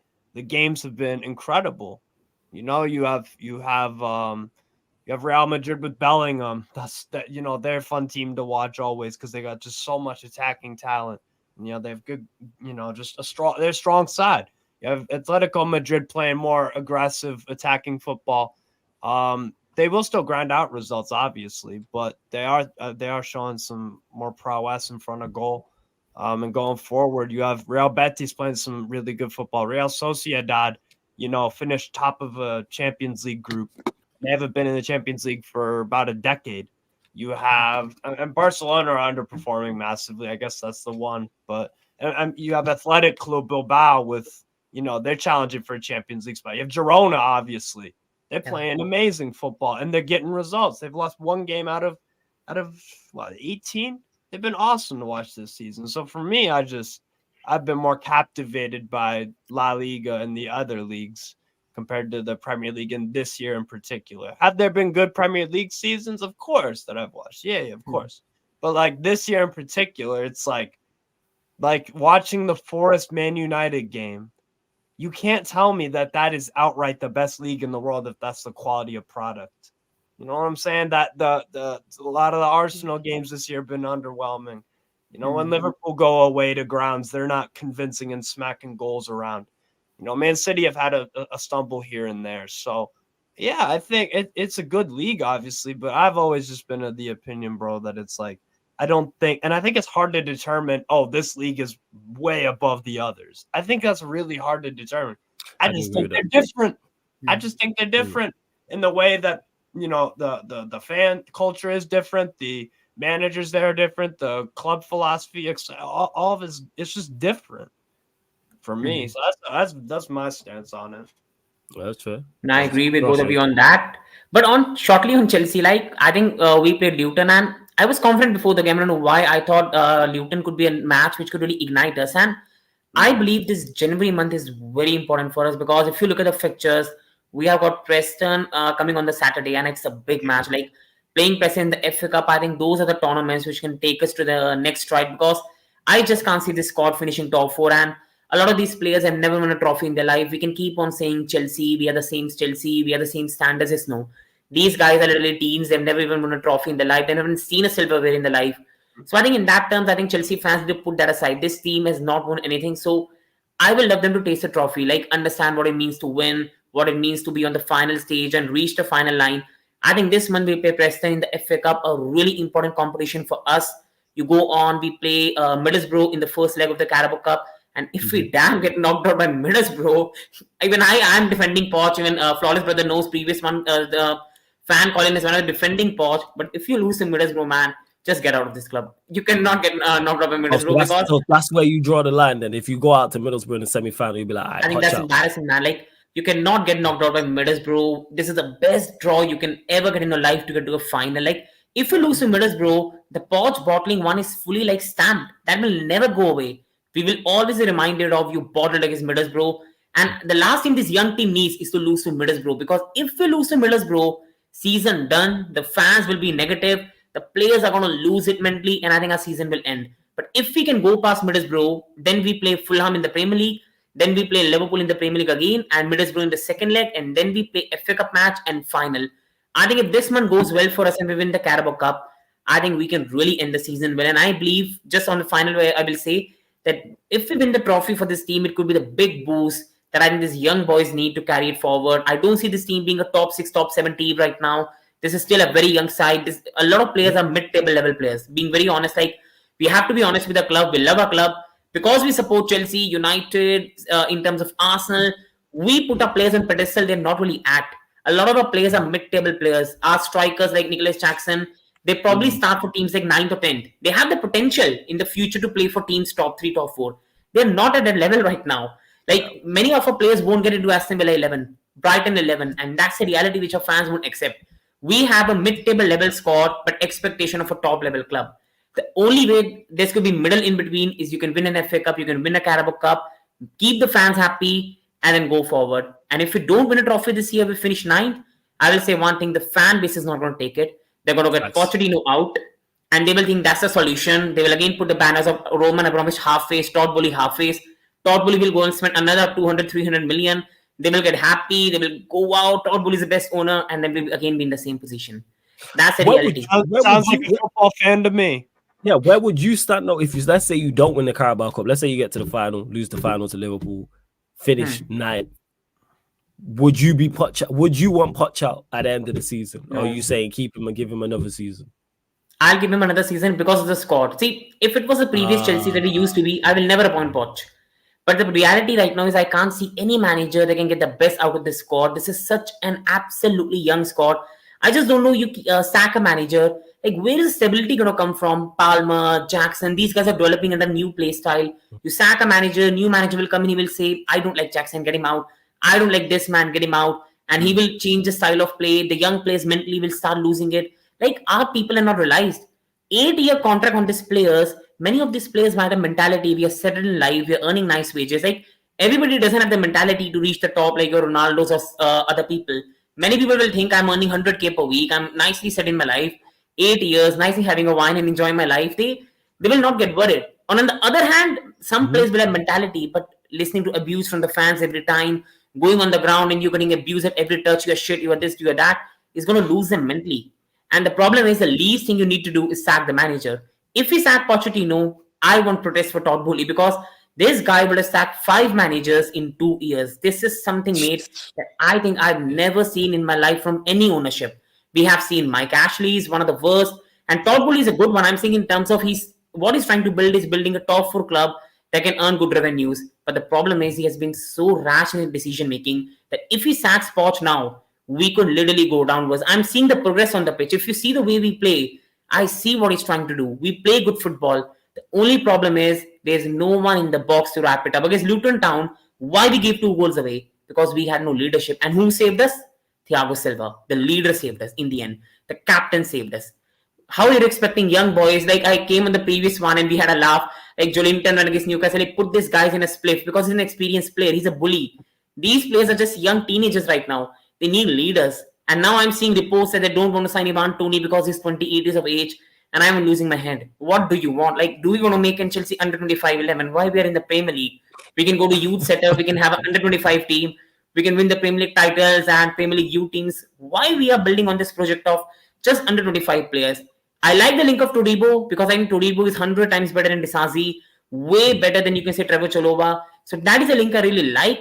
I still will prefer, being very honest, I will love Joshi Mendelson in terms of what he will bring in a Mark Guhi. I think that is much better than paying 60 million for Todibo. But I think again, Todd Bowley's project, it's just, I hope he gives the manager time. I wanted him, like, in terms of if Potter was a guy and you paid 60 million to get him out of his contract, combining with all the Brighton stuff, then you just could have given him the time. I just wanted to give the time. And I'm not saying if you're Poch or you're wrong. No, everybody's entitled to their opinion. I'm not even like a Poch defender. I love him. Like, he's in the end, he has a Spurs in terms of the previous history. I wouldn't mind he's sacked. I just don't think, mate, that sacking him is going to really get the club on the right track. That's just my opinion. I think we have too much to improve. And I think we are just going in the right way if we give the manager time. It's not going to improve suddenly. And we need to understand that, just in my humble opinion. Are you worried about his in-game management? Because I felt like at Luton, Oh, very worried. Yeah, because I was about to say, very worried. Hey, Shrey, I just want to compliment you as well, because I've never seen someone criticize so what's the word I'm looking for? So respectfully. Like, your criticism is cutthroat, but it's so respectful. You're just like, they're just mid-table players. Fair. Yeah, maybe even at Tottenham, like, I followed him. I think just a small point of Mikel Arteta, like the way Mikel Arteta right now is getting praised, and I like Mikel Arteta in terms of what he's building. But last year, Mikel Arteta got 84 points and he finished second and he got praised. Poch did the same 7 years back at Tottenham Hotspur. What I'm trying to say is, with Poch, I always knew his in-game management was poor when he was a Tottenham manager. I knew it straight away. His in-game management was always poor. His subs were always poor when I used to see the Tottenham side. So for me, it was always about getting the lineup right and getting the goals in the first half. And I think if this season you see Chelsea, we play better in first half. We have been a very, very poor team in the second half. And I will myself say, I want a better manager than Poch in the future. Poch is not the solution to if you're going to win titles in the future. I don't see Poch as a manager that's going to win us Premier League titles, Champions League. But what I see is him as a stepping stone to get the club on the right track, and then we can replace him after his 2-year contract. My problem is right now with Todd Bowley, I don't trust him. I can see him sacking Poch, and I can see him bringing Vincent Kompany in. That's how much I trust him right now with the way he's going on. And we had Kompany on a list. We had Vincent Kompany on a list. Oh, was he on the list? Manager. He was on the list. He, Ange Postecoglou, and you had Enrique, and you had Nagelsmann and Pochettino. He was on the list, mate. I just don't trust this guy. Hey, say that list again. Run me through the list again. Sorry, who was on the list? First, it was Enrique, Nagelsmann, and they rejected us. After that, it was Poch, Vincent Kompany, and Ange Postecoglou. Kompany be on the list is crazy. The rest of everybody else I hear. Everyone else aren't Slot a Feyenoord too? Yeah, like I get that with Slot. Like, I get what Kompany, like, who just came up from the Championship. Like, he should not be on the list. I think having Kompany and Poch both on the shortlist is like idiotic. I don't. This thing of I heard what you're saying, Sharif. Like, I disagree what you're saying about like you said our squad being average, because when you look at comparatively with other teams in the league, for example, Aston Villa, and how good they are doing. Mainly that is down to Unai Emery, because before he got there, no one was praising how great their players were. No one was talking about how I would take Douglas Luiz at Man United. I would take Ollie Watkins. When Ollie Watkins was linked to Arsenal fans were laughing. No one was talking about how great McGinn is. People were talking about Leon Bailey's a flop. Everyone was laughing at Tyrone Mings. Remember, Bozo Jean Tyrone Mings. Why is Southgate picking him for England? All of a sudden, Southgate, what's his name? Emery goes there, and McGinn looks like a competent quality centre back. Yeah, I think it's a mixed bag. I do agree with that. Like, I think, and people do underestimate that. But Shrey, great call. I'll let you go. I'll go get through the rest of the callers. Thank you so much, man. Happy New Year, guys. Hey, thank you so much. Happy New Year to you. Before you go, what time is it over there, by the way? Just asking that interest. It's 12:20 in the night. Okay, man. Well, get your rest, man, and big up for supporting. Much appreciated, man. Thank you, Shrey. Thank you so much. Pleasure, mate. Big up, Steve. Big up, Flores. Big up, Prime. Make sure you call in on the next one, man. Make sure you call in. Absolutely. Thank you so much, brother. Big up, man. Every single time. He is right though about like the moment we're in right now. We've won our last 2 games. I think we've won 2 at home on the bounce as well, and we're about to play Middlesbrough soon in the semi-final. It's even laughable to think that we shouldn't be able to beat them. But if anything happens that we can't get over the line, like, people will now start to question Poch. Like, we shouldn't be thinking, we shouldn't be worrying about us not beating Middlesbrough. We shouldn't be thinking about our second. Like, for me, I want us to play our first team in the first leg and completely wipe them away and build on this confidence that we're slowly starting to have. I don't want us to play a weakened team, and all of a sudden we only scrape it 2-1 and we're worrying about the second. No, just knock them out straight away. No, hey, first, bladge up everyone that's still tapped in. Make sure you're running up the likes still, people. Continue to hit that like button. Don't just be enjoying the content, chilling. Run up the likes. Please share across the socials. Follow at That's Me Flawless at Sarcasm City TV on Twitter and Instagram. Hit the subscribe button. It is first come, first serve as well when you call in, people. However, if you are a member of the channel, you queue jump people. So if you're at somewhere in the call list and members call in, that's just one of the perks. Link for the membership is in the pinned comment as well. So yeah, let me go to one of my favorite callers, even though he supports the ops. You know what I'm saying? My Lex is in the building. Listen, yes, Lex, what are you telling me, fam? The enemy of my enemy is my friend. You understand? Who you referencing though? Which enemy? Arsenal. Oh, you talking about Arsenal. All right, floor's yours. Man. Floor's yours. And that's been a lot, actually. They've been a common theme in this fan calling show. Hey, is people talking about Arsenal. Yeah, man's listening. Floor's yours. The list is so blood from 1st to 14. How much days? Listen, it's just facts, blood. You see, all right, look, it's not hating. It's not hating. It's not because we hate Arsenal. It's because we factually know your manager isn't good enough. Your squad isn't good enough. The bench, not good enough. There's nothing good enough about Arsenal to go anywhere, blood. Everybody, City is weaker. Yes, bro. They're weaker, but they're not weak enough for us to surpass them because they're still right here. Yeah. In order for you to strengthen, you have to actually strengthen instead of just a love up some man who can't even play football, blood. These man are some 6-a-side man, blood. Man like Eddie Nketiah, blood. He is a five-side player. Forget out of Eddie Nketiah. First of all, this is to show you Eddie Nketiah is crap and Arteta is worse. Because here's why. No, we understand that Jesus fulfills a role. It's facilitating the 2 wingers. See me? Mm-hmm. Yeah. You put in Eddie Nketiah and expect them to facilitate him. They don't facilitate. It's just like United, you know? It's like a Rashford or Garnacho on the left and Anthony on the right. No facilitation. Are the same thing, you know? It's just that. It's just that your manager have hair, blood. You see me? Ten Hag with hair, my G. You get what I'm saying? No, listen, all right, Rice. I'm telling you about Rice, you know. I'm telling you that Rice is a tidy player, but at the end of the day, it's not the player you want as opposed to Xhaka. to replace Xhaka. He can't replace Xhaka. All right, maybe you can take out Zinchenko and put him in midfield and put somebody who's actually a left back at left back. But even then, I think it's not enough because at the end of the day, and they don't have a clinical striker, right? And then they need goals. The goals drive from left wing and right wing. But guess what? Blame the players all you want. There's one familiar dynamic, and it's Arteta. And here's why I said this. The same thing with Ten Hag. Last year, Ten Hag had a style of play. It worked. This year, change it. It don't work. Last year, Arteta had a style of play. It worked. This year, he changes it. It doesn't work. Surprise, surprise, blood. Because in order for these men to actually be fluent, you have to play fluent football. No, we're defensively stronger, but you're not scoring goals. In order to win the league, you have to do both. You have to be defensively sound and you have to score goals. Agreed. And even then, as Liverpool has proven over 4 to 5 years, even then, it is not enough to beat City. Why? Because City is just better at both.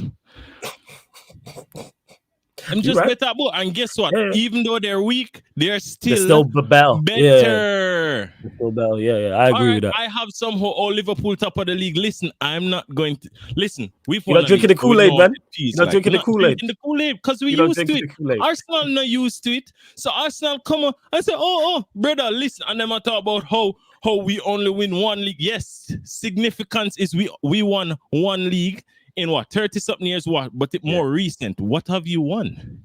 Where's your Champions League in 137 years? Mike is yours. Thank you very much. So all of these Arsenal man will love like hype up and feel like, oh, Arsenal this and Arsenal that. Keep in mind that you're nowhere until you've won. Not because you have a manager with here. Not because you have some little star people on it called Star Boy, because them man they not shine blood. No star in the right. That's hold on, let me get some Arsenal tears. Hold on. That's cool. I said a manager with hair. Quench the thirst better than anything else. Not because people say, oh, Arteta better than Klopp. Hello? Arteta better than who? You have to remember, it's a rookie manager, this in a blood. This man literally just get him coaching badges, understudy, and then become a manager out of nowhere. Him not gain no stripes. Yeah, facts. And all of these men were praise Arteta 1-8 them want to compare. Listen, at least Liverpool when Klopp came in, all right, we never looked so great, but at least we started something. And to be fair to Arsenal fans, you kind of started something. Yeah, but he did. Yeah, he did. But if last year Liverpool never fell off, if last year Chelsea never fell off, if last year the league wasn't significantly, in my opinion, a worse league than it is this year, then we couldn't. It's a whole different discussion. So that helped you to progress to the level that you did, but you still lost the league. Now, for all those people who saying Arsenal go in the Champions League, listen, we're lucky if we beat Porto, blood. Understand? You don't think they get past Paul? Because more and more people have been saying that, actually. TJ said that yesterday as well, which is interesting.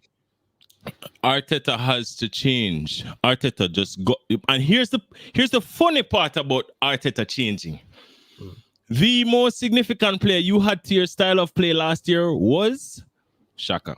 As funny as it may seem, lo and behold, Xhaka is playing for the team that is leading the Bundesliga. He's not like the life-changing player, but he's life-changing to Arsenal because Arsenal just aren't that good. Yo, Lex, how do you feel, Lex, about the it's off topic. I mean, it's on topic because you're living. How do you feel about the game today when we play you guys at Anfield? How you feeling about it? All right. We're gonna beat tonight, but here's why. It's because I have so many injuries. Bro, have so many fucking injuries. It's insane. And to think that Newcastle fans are actually blaming the manager who took you one season from 19th to 4th the next season is beyond me. Not because you have money means that you're all of a sudden good. You're actually way better than you actually are. Lose that manager and get someone else, and God knows what you will become. Because this man is literally turning water into wine, because all of your players, 90% of them are flipping water blood, and they're playing like wine. You get what I say? Even the league position right now is a miracle with the injuries that you guys have. The wins that you guys have accumulated is insane. And I think all credit goes to this manager, because you guys actually have a style of play You guys actually know what you're doing when you touch the field. There's a thing about a cohesive unit. When you see these guys on the pitch and you see each one of them moving cohesive as if their minds are intertwined, it's because of the manager. Yeah. When they look confused, like they don't know what they're doing, it's because of the manager, all you Eric Ten Hag in people. But never mind me, because I need you guys to be Eric Ten Hag in.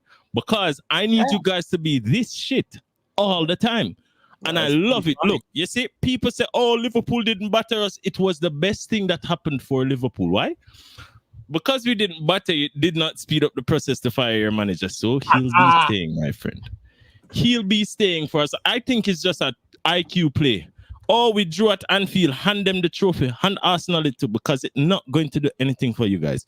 Because you can't beat or draw against Liverpool and celebrate it and then go lose to Nottingham Forest, blood. Where is your midfield? That's United. Where is your midfield, blood? No one. Listen, that Gibbs White goal had to be the most insane goal I've seen, because even championship teams wouldn't get that goal scored on them. Why? Because they pack the midfield. At least there are people there. Gibbs White literally ran in a 40-yard space all by himself from one line of the pitch to the next, all alone, and just asked Elanga for the ball, please, and then just finish. It's like, and then people want to say, oh, it's the players. Bro, the manager in a team is like a puppet master. Anything, his players are like his puppets. No, they're puppets with a mind. So therefore, in order for them to actually do things on the field, they have to be following instructions. It's either one or two things. It's either they're not listening to the manager or the manager is telling them crap. But when you see foolishness on the field, it's usually the manager's fault, irrespective of how the players are. Say the players aren't playing for him and people want to blame the players. Are the players actually better than they're playing right now? And that's nonsense, because we've seen that. You just referenced the Anfield game. That shows the players are not playing for him. You don't go there and perform like that if that's the case. The Villa game where you came back. There's ample. These players are just not very good. No, I've said the it before. Villa game was Villa's fault. Players, but no. The reason why I don't say that is because plenty of teams have played against us like Villa played against us, in regards to not with the high line. I'm talking about giving us the game. Most of it, Copenhagen gave us the game. That is why we just couldn't take advantage. Yeah, we just don't take advantage of that is literally why you're not sitting next to that is literally why you're not sitting next to Chelsea right now. Because if Unai Emery just said, yo, drop the line 10 yards and just relax, bro, you guys don't score a goal. Yeah, but that's the shout out Emery for that one. Big up Unai, man. Yeah, you understand? As to the aggressive chance creator, oh my days, I still see people on Twitter arguing about this guy. Yeah, man. Bro. Hey, the stat came out today, man. Most chances created in, I think, is it this in 2023 in the Premier League? I think it is. Most balls lost as well. Them cancel out. And if you lose more possession than you actually create, then you're literally in a negative, bro. You're not winning. You're losing. This man's shit, blood. Like literally, this man would get benched at Nottingham Forest, blood. Hey, watch your mouth flex, man. That's Mr. Big Chances created himself. To me, to get the best out of Bruno, just play him at centre forward behind the striker or some shit, where you can just pass it to, and it is okay for him to lose it there. But if you're depending on him to be a creative outlet or something, please. Also, Anthony, the numbers don't lie, man. Most big chances created in the past 5 years, man. Most chances created. Sorry. Numbers don't lie, and the league position don't either. Hey, man. With joint, like, I don't know where it is, probably joint third, joint fourth in goals scored, but that's not, they just on the same wavelength. Third or fourth worst. Yeah, third or fourth worst. They're just not on the same wavelength as Bruno. Oh, that's what it is. They're just not on the same wavelength. Everyone, they love Bruno so much that when Højlund isn't scoring goals, they blame the wingers. Oh, the wingers don't pass. So what happened to your chance creator, blood? Hey, why isn't Bruno passing to him then? He's not on the same wavelength, man. Wavelength? And them need a different machine, blood. Is it? But that's just it. That's just it. So today, I think we can win unless we just miss a bunch of chances, bro. You're gonna win. You're gonna win, man. I'd be shocked if we got a point. You want to know where Newcastle? You want to know how good Newcastle are away from home? We're the 19th best in the league. We've collected out of a possible 30 points, we've collected 5. Yeah. Yeah, you man might get cooked. And after battling it at home against us, Steve, they were supposed to cook us. So, you know, you lot are actually an organized unit. So you got a chance. That away record. I don't know what our away record. Where are we in that table, Steve? We can't be high up in that table. Can be. We can't be high. Actually, we gotta be like you're 9th. You're 9th. Yeah, I thought so. I thought 13 away from home. That's almost treble the amount we have. I thought we'd be there. So we're probably like 8th, 7th in regards to home form. But yeah, go on, Lex. Last point. Go on. Yeah, the worst team, man. But yeah, big up the man them still. Respect for the calling, you know, because we did need that for cook Arsenal. Because bro, listen. Yeah, I told you. I didn't even cook them properly. I was just here spitting facts, blood. And the thing about it is, this just shows how shit you man are. That all I have to do is speak facts. I don't have to come at you here. I don't have to come at how you look. I don't have to come at anything. I can just say Arsenal are shit, and guess what? It is factual. Yeah. And remember earlier in the season, you asked me what was my prediction for top 4, and I said Arsenal would struggle to make 4th. Ooh, good call. Nah, I still think they finished. I still think they finished top 4. They might finish there, but they'll struggle because unless. And I just don't get it. It's like these managers, once they do something, it's like at the beginning of the season, they just decide, okay, I'm going to play like this, and they just play like this throughout, and they don't change it. Like, bro, just revert back. Just put Zinchenko in midfield and revert back. Just give him the Xhaka role. He will occupy very similar positions on the pitch because he's occupying those positions at left back anyway, and leaving you madly vulnerable all the time. So just get the actual January now. Bring Tierney back for fuck's sake. Like, have a brain, bro. Tierney's a literal left back. Just bring him back. Do like FIFA and put him and stay back while attacking, blood. Just do that. Let the rest of the man them do the thing. But no, these man just want to play inverted this and inverted that. I don't even agree a whole lot with the whole inverted thing with Trent, but to be honest, there's really not much he can do because his output going forward is just so good. If Zinchenko was giving similar output going forward, then we could have given him an excuse, but he's not, bro. He's just there, and then he won't put in a tackle, and then the goals just come from that side so easily. So as a Porto, focus on Porto, Arsenal fans. Don't look past Porto, right? Don't look past these teams because you're not much better than them. No. Arsenal fans, drink the Kool-Aid, man. Drink all the Kool-Aid. You know what? Man. Drink it. Because at the end of the season, bro, I don't even care. I don't care about United. I don't care about none of these teams. Why? Because Arsenal just chat too much shit. Saka better than Salah. In what realm? They did push that. Some of the fans did push that. Change the entire scope of reality, and Salah would still be better than this fraud, blood. All right, Salah can't beat a man. Saka can't do it either. You get what I say? So it's just a case where, like, relax, blood. Just know your place. Just know your place. It's like these man gassed up, man. Don't listen to these man with them girl blatantly cheat on them, and them can see it, but them say, no, man, she's loyal. She's the best girl I ever had. No, bro. It's not it. It's not it. But hey, Arsenal fans, drink the Kool-Aid, man. Think you are going to win the Champions League. Think you're going to win the league. Arteta gonna turn it around, drink all the Kool-Aid. You know where I play them for the cup thing.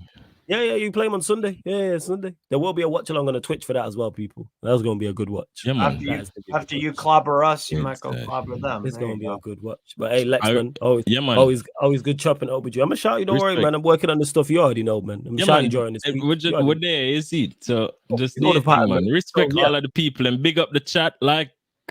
Just drop the like and stop. Fuck around, blood. You lot go see. And remember go on. the gaming channel as well. Yes, go Even though I subscribe to can't the play gaming Pro channel. Clubs because I'm on next gen, but hey, listen. What you want? You want Xbox One or the other thing? Which one you No, want? I'm on PC, blood. I Oh, can't download You can't. the 4 version. Yeah, that's Because unfortunate. man would have cooked blood. But Yeah, we did. We're always looking for players. That being said, yes, I will. Well, I'd say that in a sec. But you lot will see Lex here on a regular basis. I'm literally just dotting all the I's, crossing all the T's, getting the lawyers right. For that show is going to be a crazy one. So yes, I was saying you will see Lex here on a weekly basis, people. You already know it. Anyone who's smart enough knows the idea. Friggin' what's his face? Nero, the young G, said it, and I told him be quiet. You're giving away the good ideas. But hey, Lex, always good. Yeah, man, go on my brother, dating, man. We link. I shout you, every single time. Take care. Bless. Big up to Lex every single time. Always an entertaining caller. And speaking of callers, before we get to the next one, we're at 64 likes. Let's get up to 70 likes and hit the subscribe button because we've been stuck. Oh no, I'll tell a lie. We're at 9,190. Get us to 9,195. There's over 60 people here. I know there's 5 people who have not hit the subscribe button. Hit the subscribe button. Happy New Year again to everyone. Big up all the regulars. Big up the new people. Road to 10K. And with new people, obviously always brings new callers. So first time calling in, my like Rizzy Mac is in the building. Yes, my guy. What are you saying? You good? Yo, big up to everybody, man, them on the panel. Yeah, man, love. What are you calling him from, my guy? Happy New Year to you too. Love that. Canadian. Love that. We've gone from Jamaica to Jamaican people. Let me say this. In Jamaica, we only support 4 main Premier League teams: Arsenal, Liverpool, Man U, and Chelsea. Any man supporting City, just start watching football. We don't see no Spurs fans down there. Let's get that out. Fuck them lots. And yeah, I'm a gooner. Okay. Yeah, but the Liverpool fan that was just on now. Yeah, I agree with him. We're playing like shit now. But the reason why they're carrying on like this is because they're top of the league and we give them something to worry about. Even though we lost 2 back-to-back games, and even though when Arsenal lose, our manager doesn't come out and complain and find excuses like their manager. That's all I have to say. All right. I hear you. You're not lying. You're not lying, Rizzy. Carry on. Yeah. So I can't stand either of your team, so I'm all for slander either way. So you might keep mudslinging. I'm with it. Go on, carry on. The floor is yours, my guy. Yeah. They're top of the league, but it's just they're 5 points clear and we're still there. Arsenal fans been talking about, we're gonna win the league. I was saying to myself, like, bruh, I'm not gonna say nothing until I see what this manager does in this transfer window. Because last January transfer window, he had the chance to bring the right players in, and he failed to do that. And I guarantee the first place he might go and sign a player from is Chelsea. I am tired of these Chelsea bums. Bro. He's gonna go back over there and dig up the rubbish bin and find some other bums and bring to Arsenal. This fucking guy, bro. We're going after the league, bro. Yeah. He should have bring in a right winger. Look, Kudos is fucking cooking. He should have bring that guy to compete with Saka. He's gonna want to run this fucking guy down in the ground again. Southgate did it. Give the guy a break. We need a proper box-to-box midfielder. The other day, I was watching the West Ham game with Zinchenko. Even the Liverpool game. I'm tired of screaming at my TV when this guy is playing, bro. I've seen this guy in the midfield when he shouldn't even be in the midfield at times, bro. Your number one job is to defend, bro. And when he get caught out, he doesn't have the legs to reach back and defend in time. You got the pace. Yeah. He doesn't have the pace, bro. And even the other day when Salah spun him, like the guy just stretch his legs out, like barely, like, I'm just gonna stretch my leg out, and if I stop him, I stop him. That was disgusting, bro. That was fucking disgusting, bro. But yeah, he needs to sort the team out in January. Get some competent players in. We need first team signings. We don't need squad players. First team signings. We need players that's gonna come in like when Timber came in. It's sad that he got injured on his first game, but that guy would be at left back or right back if he was fit. I could see that. We need more players like that on that levels or above that level. That's what I'm thinking. But you would have some Arsenal fans that would disagree with me. Oh, Zinchenko is a key part of the system. He does this and he does that. Havertz is this and yeah, I'm glad that Havertz is coming along now, but he should have been hit the ground running. He should have, but I hope he can carry on and get more goals and assists. And Odegaard needs to fucking shoot all the time. This guy, bro, this guy, too much. It's like too much ticker-tacker in him, bro. Not all the time. Even Jesus, like, I'm watching the game the other day, like, and I'm like, Odegaard does this skill, and then Jesus coming doing another skill, like, oh, you did this, look what I can do. Bro, shoot. That's what we need you to do. Shoot. We don't need this bag of tricks and flicks all the time, bro. Just pass the ball, move, create space, run in behind, get the ball, shoot. You're taking a million touches on the ball, bro. It's frustrating at times. I hear you. I fully get what you're saying. I've heard other Arsenal fans complain about the same thing. I'm watching you lot, I get it, in regards to just your lack of cutting edge in attacking areas, whether it's Jesus, whether it's Odegaard, for example, whether it's Martinelli, whether it's Saka. No, I hear you. I'm big on my guy TJ in the chat. I see. Yeah. So now I fully get what you're saying. Yeah, and I've been seeing like sometimes like even when we're chasing a game, like we're a goal down and we need a goal. Like I see players coming on, rolling over like bitches, bro. We don't need that. We don't need that, bro. We're going after the league. To me, they're showing me that they don't want it. They don't want it. Where do you stand with the manager though? Are you Arteta out? Arteta in? Where you at with the manager? That's what I want to know. I was Arteta out since the Villarreal game with Emery. That's wild. Jeez. I was fucking Arteta out. But last season, he kind of convinced. I drank the Kool-Aid. You drank the Kool-Aid, man. Okay, man. There's many like you who have drank the Kool-Aid, man. Kool-Aid drinkers. And we're here. We're at a meeting. You know what I'm saying? Where we say, what's your name? You know what I'm saying, I have a problem. I drank the Kool-Aid, and it's okay, man. It's all right. Bro, many of us are. Bro, we don't call it Gatorade. We call it Laterade, but all right. that Villarreal game with Emery, bro, I'm still pissed because we had a chance to win the Europa League. From Arteta, they say phase 4, phase 5. I don't give a fuck. He won a FA Cup in COVID time. We should have won at least another FA Cup with a Carabao Cup or a Europa League. We should have won at least 2 more trophies under this guy. I'm tired of seeing us going out of these cup competition like suckers. And this Liverpool team, this Liverpool match that we have coming up, he better put out a fucking strong team. I'm telling you. We can't go like I think he will. I think he will put out a strong team. I don't see making too many changes. We can't go like suckers against these guys, bro. We gotta right our wrongs. They gotta put in a performance for us, bro. Cause these last 2 games has been unacceptable. Fucking unacceptable, bro. That's first. Let me ask you before I let you go, Rizzy. Great first call, by the way. Do you think you get past Porto?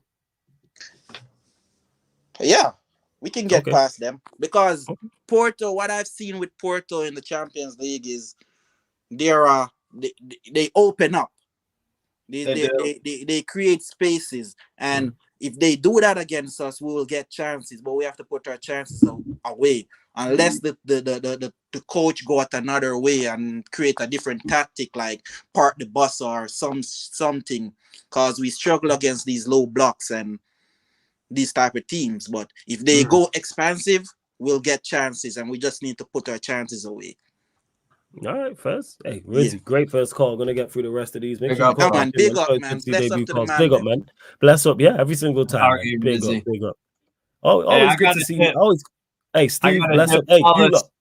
No stress. Go on.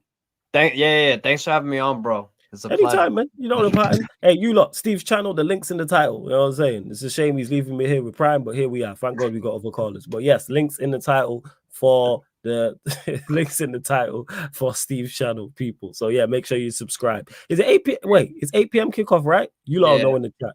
Yeah, it's all right. Big up every single time, Steve. Yeah, Big up, bro. Every single time. So we've been in Jamaica. Lineups out.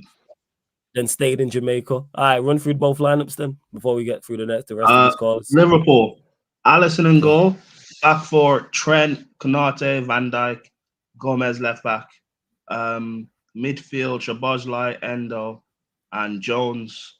Front three of Salah, Nunez, and Diaz. Okay.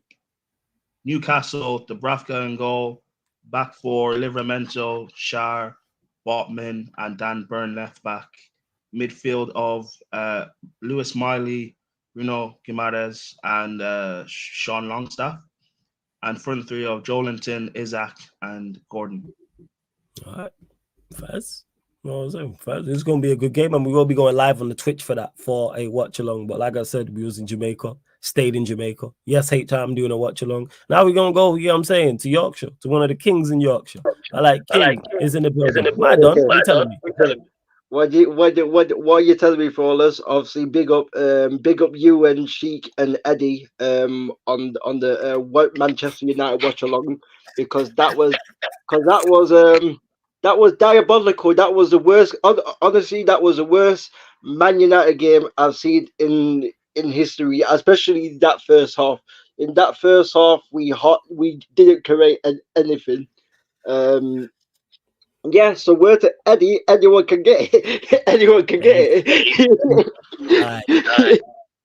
Yeah, anyone can get it.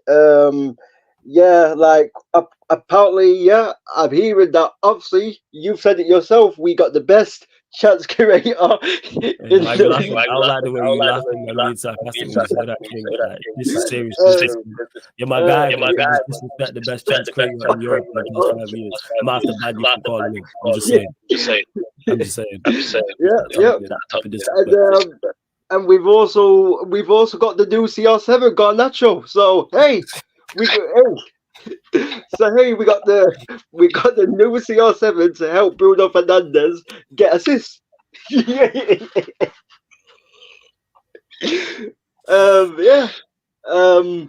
Our team. I don't know how. I don't know, honestly. I don't know how our team is 7th in the table. We should be like 14th or 15th in the table, because like this is the worst Man United team I've seen.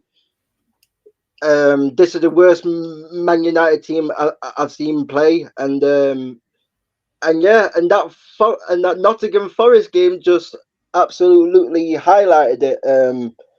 But if we are being honest, we can have all the bants we want about Garnacho and Bruno, but we all know these players are very limited. We all know these players are limited. Same with Marcus Rashford. I like Rashford, but he's very limited. So when I'm hearing about some of these players are world class, they are not. Also, Arsenal fans do it with Bukayo Saka and Saliba and Declan Rice. Yeah, Declan Rice is apparently the best midfielder in the world. I don't think he is, but you know, I know troops will get mad at me for this, but he is not world class. Troops can hold that. But yo, King, have you got any headphones? Have you got any headphones? You can plug in, because we're just getting an echo from you. That's all. Headphones. Yeah, have you got any headphones back? No. I no stress. We'll keep it. Okay. Are you watching the show on something? No. I'm just on my phone backstage. I don't know what it is. No stress.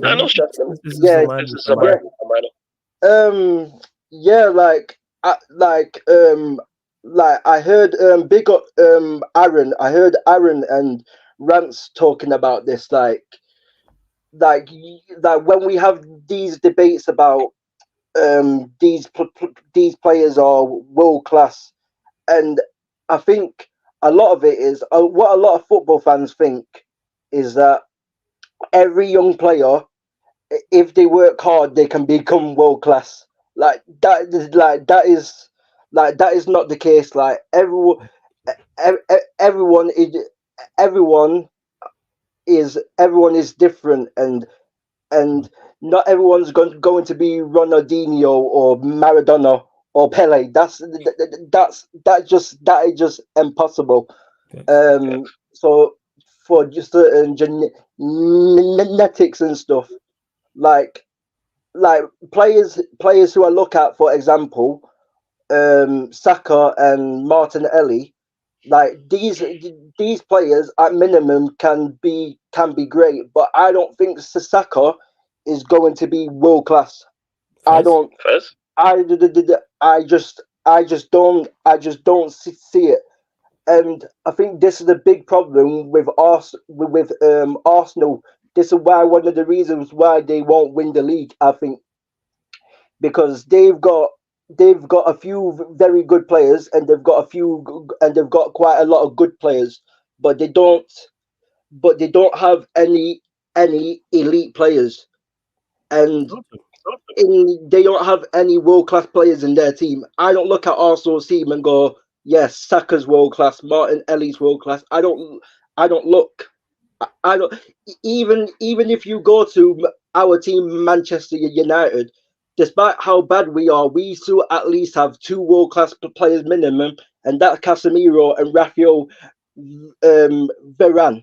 Like Arsenal do not have any world-class players. Declan Rice, I'm saying with you on the Declan Rice thing, and I'm saying with Rance on the Declan Rice thing. I don't think Declan Rice is world-class, and I disagree. Of course, you disagree. No, but flawless. No, you have to remember. I've been watching Rice since. I've been watching Rice. Yeah, go on, carry on, bro. He broke through at West Ham when he was. I just muted you, King. That's all because one sec, because of the echo. I'll unmute you in a sec. Yeah, go on, say that again. I've been watching Rice since he broke through at West Ham. Since he was at the acad, like he was playing at Ireland at youth level and stuff. Like this guy. Listen, if people don't want to say he's world class, I think he is like on the cusp of becoming world class. He can be a world class defensive midfielder. That's fair. I just my metric for world class is if you're not at the highest level, I can't call you world class. We don't do that in any of. No. I hear it. I think at worst or best or whatever the wording is, like he is on the cusp of becoming world class. Yeah, like what I don't like is how I do agree though he is now becoming like vastly overrated, because when a year ago, when all this stuff he's doing now at Arsenal, like he was doing, and I said this I think last week, he's doing no different to what he did at West Ham, barring the goals he's now adding in. Like he's doing no different. His breakup play, his distribution is the exact same thing he was doing at West Ham. When I was telling people about how good this guy is, when I was telling Arsenal fans about how good this guy is, every time they want to say Partey's better. Now all of a sudden he's at Arsenal and he's being overpraised and overhyped. If Rice had signed for Chelsea, the same thing would have been him being overpraised and overhyped. Yeah. And why do fans have to do that? Because now you have people who go against him and say, "Oh, he's trash. He's not good." When in reality, I wouldn't say that. I think that's too far. Yeah, but you have people who, because fans will go so highly on one side, there's always the polar opposite on the other. Wherein we can't just appreciate how good a player is and accept that he's quality. You're asking because well, you know what it is, Prime. You're asking fans to be logical and reasonable, and we don't do that here. You know what football fans are like. True. We ain't you asking about what you're saying makes sense. You're asking fans to be logical, reasonable, and look at things from a balanced perspective and a balanced point of view. Fans don't do that. You sign if Rice goes Arsenal, best DM, you know what I'm saying, in Europe, gets in any, according to some Arsenal fans. If he goes Chelsea, terrible. You know what I'm saying? Can't make. And I find it annoying. He's not top 10. He's not top 10 in the league. Like, we know the extremes, man. Too many extremes. And to Corey B, I'll get to your super chat. I did see it, but it was wild. But I am going to get to it. But I need to get King, finish your point, and I'm going to get to the next caller. ACP, turn your camera on, unfortunately. Yeah, go on, King. I just unmute you. Go on, unmute yourself. There you Okay, go. so yeah, okay, yeah. Yeah, I think the thing is I think a lot of people the thing what they go wrong with the world class thing is they just think, oh, one or two things that this player stands out at, and they're automatically world class. Like world class, I think for me is lots of different factors. I think world class is the ability of a player what is really good on and off the ball. Um, Obviously, when I say on the ball, like technically good, and off the ball, like work rate and stuff like that. And also, what I would say as world class is obviously most players can get in most big sides, big teams, and also I think world class is also what have players won in the game, but what has play how many trophies have these players won, and how how many goals and assists that players get season after season after season, like consistency, like all these things, all these little big things you have to factor in when you're talking about world class. It isn't just one or two things. Agreed. A variety of things. What makes you a world class? What makes you a world class player? Agreed. So so and I look at a player, and Rance also said this as well. This is one. Um, I think a world class player is also a player that can win games on their own. Win games, win games I agree with that to an extent on for their own. defensive players. Yeah. Like if that's in defensively, if that's in midfield or in attack, they can win games on their own. And and I just don't get the hype around Declan Rice. I'm not saying that he is trash, because this is what a lot of people like to do, because a lot of people do not like when other fans say, "Oh, this player is good," or just good, or this player is very good. It's either this player is world class, or that player is crap. There's no middle ground. There's like no middle ground. There's like no middle ground at all. And and this is what I think title teams do. I think teams what win the league, they at least have 3-4 world class players in their team. At least more Premier League teams what have won the Premier League have elite players in their spine, and I don't think Arsenal have any world class players in their spine. That's the difference. I think yeah, the only one I think who's on his way there, I could think if someone said he is, I'd say Saliba, that's it.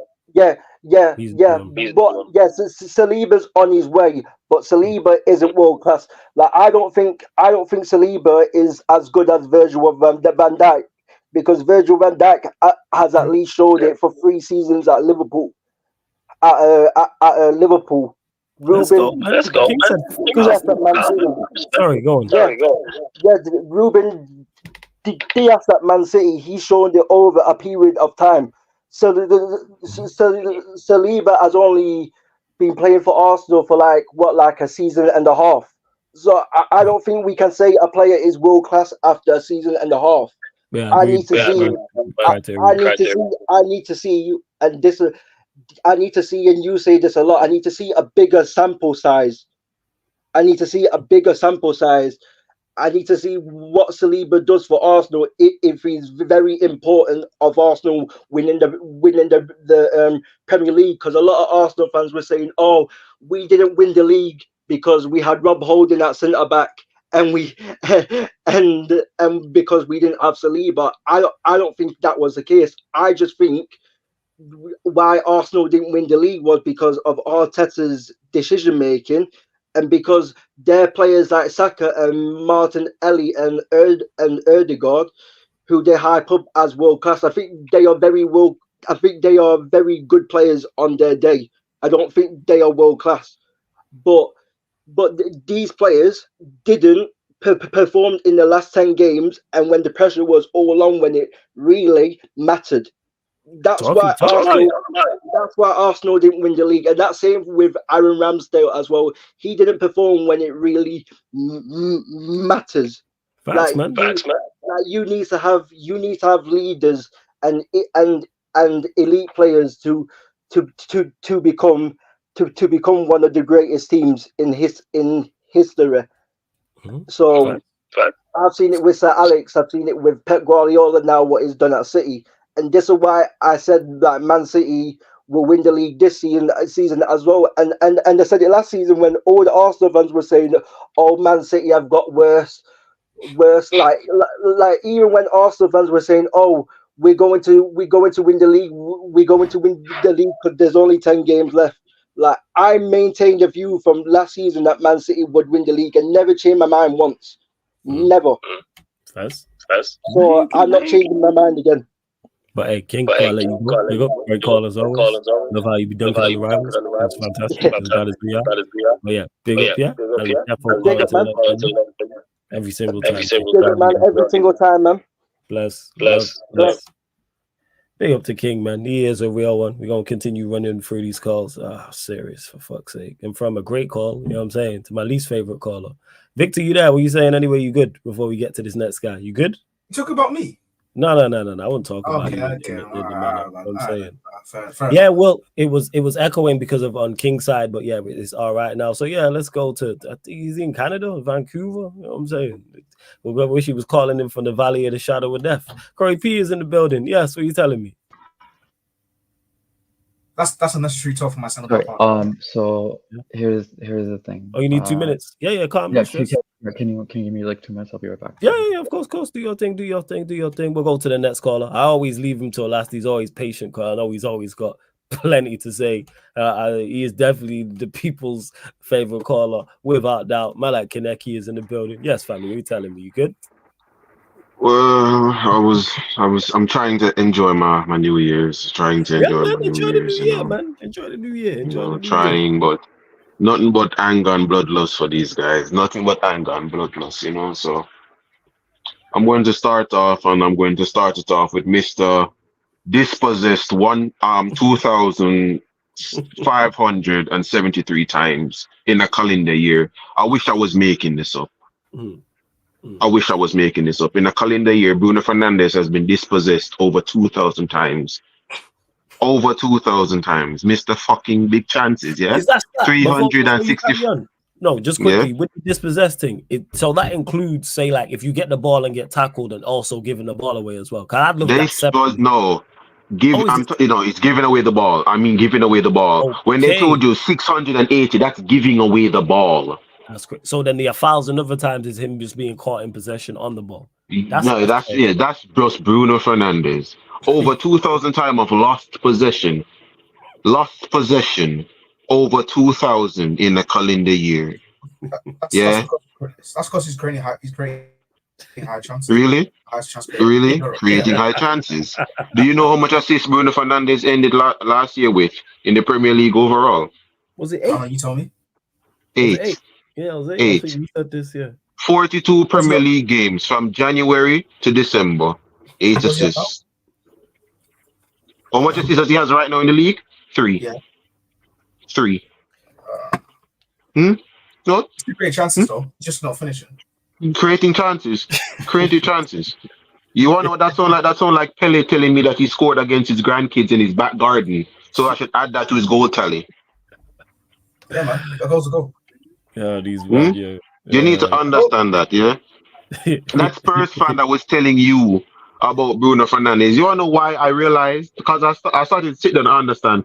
Why does a Spurs player love Bruno Fernandes so much? And I started to remember. Because that's Bruno Fernandes' level. In the year of 2000 to 2010, the biggest team Bruno Fernandes should play for in the Premier League would have been Spurs. If not Spurs, look, think about it. Bruno Fernandes would be the greatest player in Burnley's history if he played for Burnley. He's the perfect Sean Dyche type player. You put him on the right, Yeah, and get you the ball tell him into to the mix. yam ball into the box to Chris Wood and these guys. Yeah, that would work. Yeah. That is his level. He's a Burnley level player. That is what Bruno Fernandes is. Playing for Manchester United. Listen to something, because I really don't want to get onto Bruno, because I don't want to start swearing and calling people and calling anything. Let me just bring up something that I heard Neji said. And it pissed. I want to have a conversation. Are you talking about the Mandem talk, that last one? Yes. Okay, I would love to have a sit down with Neji with a metal bat. I want to talk to him respectfully, you know? Big up Neji, man. What is world class? Yeah? What is world class? Because everybody loves to throw around that term and it's lost all its meaning to me. Declan Rice is not world class. You see, for a player, you have it's level 1 to 10. 10 is world class. Declan Rice right now is at level 3 going 4. Declan Rice isn't even elite right now. He's above average. He's not elite. I agree. I don't think he's elite. All right? From level 1 to 10 in football, 10 is world class. Declan Rice is 3 to 4. When you're telling me somebody is world class, you want to know what you're telling me in? When you say Declan Rice is world class, I'm going to put him up against Busquets. Busquets at his age right now starts for Chelsea, starts for Arsenal, starts for Man United, starts for Bayern Munich, starts for Real Madrid, starts for Juventus. That is 36-year-old Busquets. Yeah? That's Busquets I'm talking to you about. He still starts for every big team in the world right now, except barring City. Could you imagine Liverpool with Busquets right now? Is I'm giving Liverpool the lead. Of course, Busquets is still playing. Where's he playing? Where is he at? He's here, Miami. Oh, he's Inter Miami. Okay, fair. I didn't know. All right, that is what world class is. Hey, you Busquets plays for every. Go on, Carrie. Yeah? Keep it clean. Busquets plays for every team in the league. Same way at 36, 37 years of age. Let me ask you a question. Who does Declan Rice start for Barcelona? He's not better than De Jong. Declan Rice isn't better than Chouameni. Declan Rice is not better than Locatelli. Declan Rice is not better than Kimmich. Declan Rice isn't better than Brozovic when he was at Inter Milan. Declan Rice isn't even better than Benatia. Declan Rice isn't better than Casemiro. Declan Rice isn't better than Nemanja Matic. Declan Rice is not better than Thomas Partey. Declan Rice is even better than Jorginho. People get it. Really, I'm taking it too far. Look at Jorginho's strengths. Listen to what I want you guys to stop doing. I'm talking about footballers. You're talking about athletes. Athletes and footballers are two different kinds of players. Declan Rice is a very good athlete. Jorginho is a footballer. I know Chelsea fans don't like him. I respect Jorginho because if I can ask you a question, name me a player in Jorginho's position right now in the world that's off his level. Name me a deep lying 6 right now that can play make from deep. A deep lying 6, Tonali. Tonali. Yeah, thank you. Anyone else? He's suspended. Anyone else? Pogba's suspended as well. And anyone else? I mean, I haven't watched much of him, but is Kobe Mainoo not a deep lying 6? No, but please. Please. No. Kobe Mainoo. Put it like this. Kobe Mainoo right now needs somebody to nurture him in his role. The only person at Manchester United that can nurture Kobe Mainoo in his role is Casemiro. Casemiro can't really teach Kobe Mainoo how to play make from deep, because Casemiro, as everybody wants to tell me, he's a defense. Casemiro is a destructive box-to-box midfielder. Casemiro is basically what Kante was. I don't want Casemiro sitting trying to shield. Oh, he did it for Real Madrid. Tony Cruz was who sat in the defensive midfield for Real Madrid. It was Tony Cruz. Yeah, two of the greatest midfielders we've ever All seen. right. People really overlooked. All right. That matters. That matters that you had Modric and Cruz. Anybody you put in that role next to those two would change their game. Because you got those two. It's not that's not the norm, is what I'm saying. It's not the norm. I hate hearing anyone trying to tell me these players are world class. No, there are no world class. They're in the Premier League right now. At best, I can say there's 9 world class players. I do. That's one thing I do agree. You mentioned it. King mentioned it. And others have mentioned it in regards to that term being thrown around, because obviously everybody's criteria for what a world class is different. And I think people do throw it around. Like someone will have a good, he's world class. It's like, I know he's in world class form. If a striker scores 10 goals in 6 games, guess what? He's in world class form. That does not make him a world class striker. Now, if he consistently puts up great numbers over a 2-3 year period, then you consider him world class. That's just me. Because what's something I've always told everybody, because the worst thing I've ever heard, the best kind of ability is availability. Bullshit. Harry Maguire in his entire career is more available than Ramos. Now tell me, you guys are making a team right now. Which one of you are putting Harry Maguire over Sergio Ramos? Yeah, Harry Maguire has a better fitness record than Sergio Ramos. Who's picking Maguire over Ramos? I think it's two things mixed, where it's you don't want one without the other. You don't want, you mentioned Maguire. You also want someone who's available who don't have the skill. But then you don't want someone who has the skill without the availability. Because what I'm saying is this: when they say availability, I'm like, world-class players, dependability, reliability, accountability. Availability is a bonus. Put it like this: whenever you hear them talk about Neymar, if I can get Neymar for 15 games.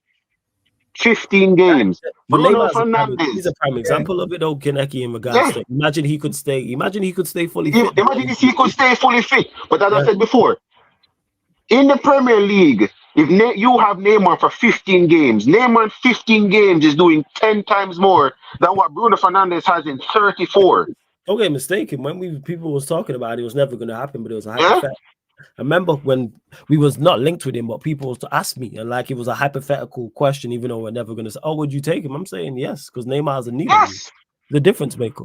If you get 25 games out of him, which potentially, you never know. United could have been the place he gave him, was like, and was actually fully fit. Because look at I'm going to bring it up right now. In his last season here, I really don't like bringing him up, but I have to. In his last season here, Pogba was literally injured for 6 months. Pogba played under 20 games that season in the league. Pogba had 9 assists. Bruno Fernandes played 34 games that season and ended it with 5. Bruno is always available. Pogba is never available. Yeah? Just what's his name at that was at Chelsea? Eden Hazard. Eden Hazard was never as available as everybody wanted him to be. If Eden Hazard could play 30-something games, Eden Hazard don't got the medical record of Bruno Fernandes. Now tell me, you're in a final and you need to pick one key player, and you have to choose between Eden Hazard and Bruno. Why are none of you picking Bruno? You know what? Huh? 10 games from Lionel Messi is worth more than 50 games of Bruno Fernandes. The excuse I've always heard, Pogba only had 5 good games at Man United, and in them 5 games we won a European title. In Bruno Fernandes, 1,000 good games at Man United. What the fuck did we win? Now you're right. In regards to that, I do agree in regards to his impact being overrated at Manchester United. When people say, where would we be without him? Where are we with him? We would be a better team without him. But that's even one of my friends. But I even saying all that, like, I hear what you're saying, but the point I'm making is that I really dislike the argument of, where would you be without him? Because it's like, I don't like it. One of my friends, shout out Mark, yeah. was at the Nottingham Forest game, and in the game, somebody was beside of him. So an old man was beside of him and said, you know, I'd never thought I'd say this, but damn, I fucking miss Pogba. Yeah, This is from an old United fan saying that, watching the game, said, you know what? I never thought I'd say this, but we fucking miss Pogba. My friend was asking, no, my friend was like, elaborate. How? The type of things you see him do. You know how much time I used to watch Pogba when we playing Chelsea, watching Pogba have to fight off Kante, Jorginho, and like two other Chelsea players. Kante himself counts as three people. Kante himself counts as three people. Pogba have the ball. Kante is trying to take the ball from him. Pogba's trying to push him off. Matic is trying to take the ball from him. Jorginho's trying to take the ball from him. What's that other midfielder that was at Chelsea again? Because I'm forgetting it. It's not Cesc Fabregas. Kovacic trying to take the ball from him. Then you have David Luiz or Zuma pushing up into midfield, trying to take the ball from him. Pogba in his entire career at Manchester United was consistently in a 1v3. Look at every single one of his games when you see him with the ball. It's one Pogba versus 3 to 4 people. Then you look at Bruno Fernandes. Then you have Bruno Fernandes out here struggling to beat his shadow.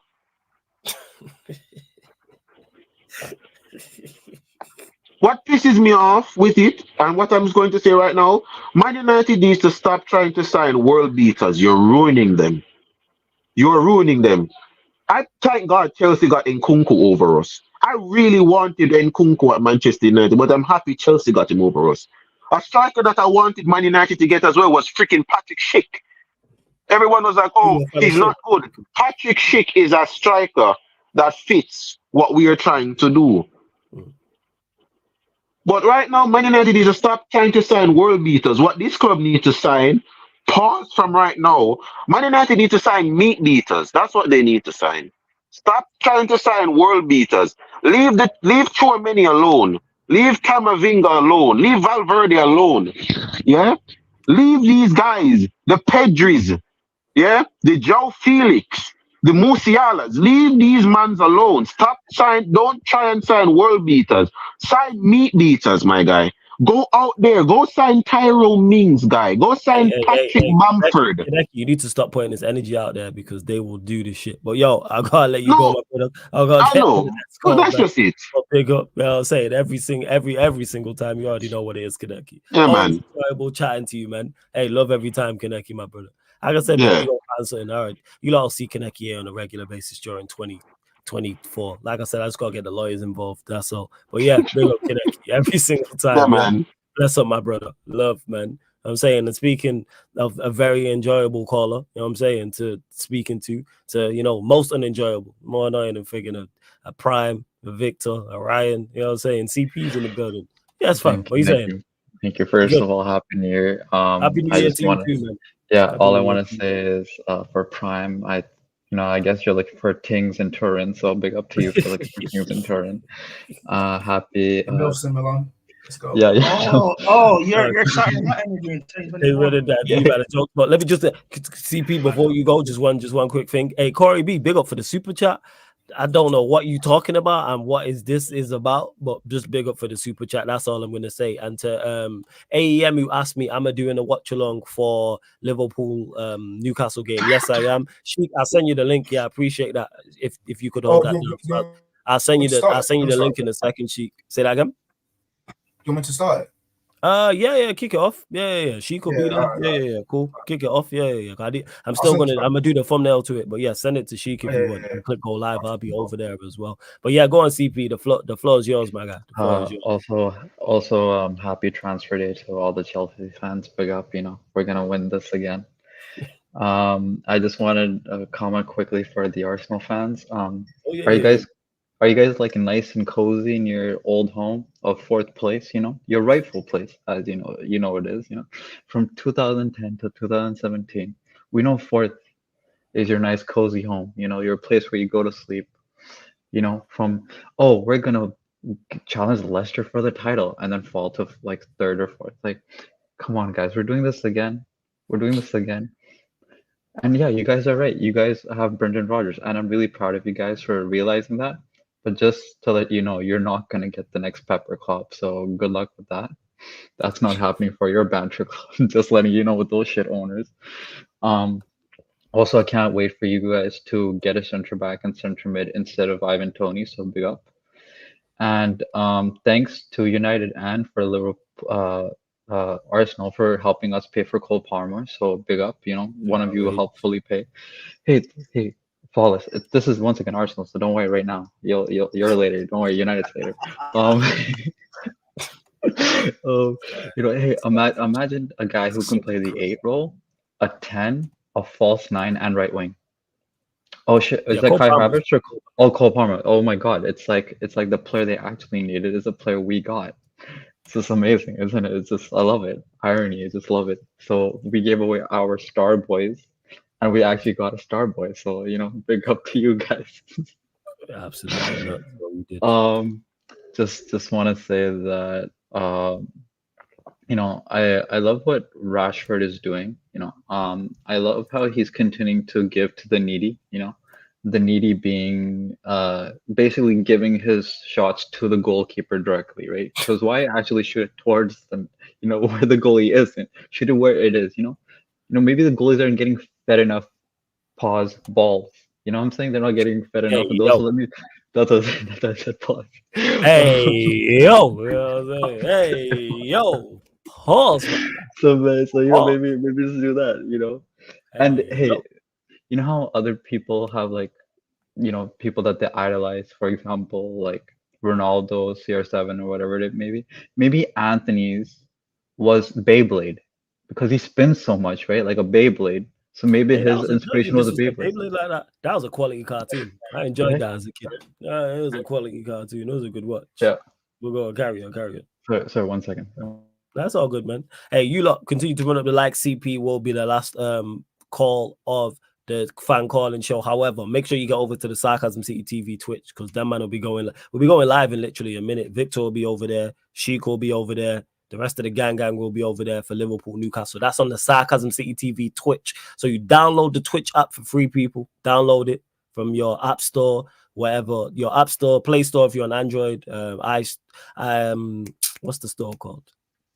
What's the store called on iPhone? You don't know what I'm talking about. My mind's gone blank, but you don't know what I'm talking about. Wherever you get your apps. So download the Twitch app and then you sign up for free. The same way you watch and comment on YouTube, it's the exact same on Twitch. It's the exact same. And if you have Amazon Prime as well or Amazon Gaming, then you use that to subscribe to the channel for free. And then that way you don't get adverts. That's over on the Twitch. But go on, carry on, CP. I would say last thing is I think there was a Chelsea fan who called earlier with regards to keeping Poch. Oh, yeah. And that's really shocking because he's saying like, I don't know another manager who can handle such young players, quote unquote. And I'm like, I kind of get that, but also some of these players are mature enough or in their primes. Okay, we got a Disasi who's 25. We have Thiago Silva. We have a few of these guys that are good. And then if you're saying we can't find another manager, Arsenal got a Mikel Arteta who had no experience with the whole. He basically did what we did, took out the old guard, put in new kids, and got up. He's getting top 4 now, right? He's got second, right? So you can't just say there's no one, especially with the way Poch is playing. Like with Arteta first, he didn't have the play style he was playing now, but at least he knew that the deficiencies he had and how to accommodate that. This man has almost everything. He's still playing a center back at left back, and that he gets cooked every game. I just don't understand. This is shocking. And then he's like, you know what? Jackson, we're gonna put him left wing. He had a decent game, but Brojo is so ass. Why would you do that? Why are we doing this? Because it's like, according to Chelsea fans, no one else can do a better job than Poch. Yeah, that's the crazy part. But hey, CP, well, cut you off there. You know what I'm saying? With you, with the Poch. Hey, Poch in, man. Hopefully you did the manager, you primary, you Chelsea. I was saying that. Hey, let's say that. You know what I'm saying? Hey, these are the ones above the other currently. That's all I'm gonna say. You know. I was saying, but anyway, love to everyone that's locked in. You will get the fan calling show. This will be a regular slot every Monday, 5 p.m. UK time, people. every Monday, 5 p.m. UK time. Just look out for it on the upcoming live stream schedule. I did say I was going to make this a regular regular show. Well, find a regular slot for this on the channel. So I found it, people. 5 p.m. UK time, Mondays. All of the time you will get this show. This is on a weekly basis. But get over to the Twitch. Big up to all the callers, all the regular callers. Big up to all the new callers. Big up Prime, Victor, Steve, all dropping in as well. Don't forget, link for the membership is in the pinned comment. But hit the like button. Make sure you subscribe and get over to the Twitch right now, because we've already gone live for the Liverpool-Newcastle game. I literally just need to go get a snack, get something to eat quick, do this thumbnail, but it's already started. Victor will be over there. Sheik will be over there starting the game for you lot already. So head over to the Twitch right now as we speak. That's twitch.tv/SarcasmCityTV. If you don't want to download the app, you can just find it in your browser. You just find it in your browser. You just put it in the browser, people. But love to everyone that has locked in. This has been the Sarcasm City Sports fan calling show on the Sarcasm City TV YouTube. Big up for tuning in. And we're back at midnight. We're back at midnight doing the most. Salute.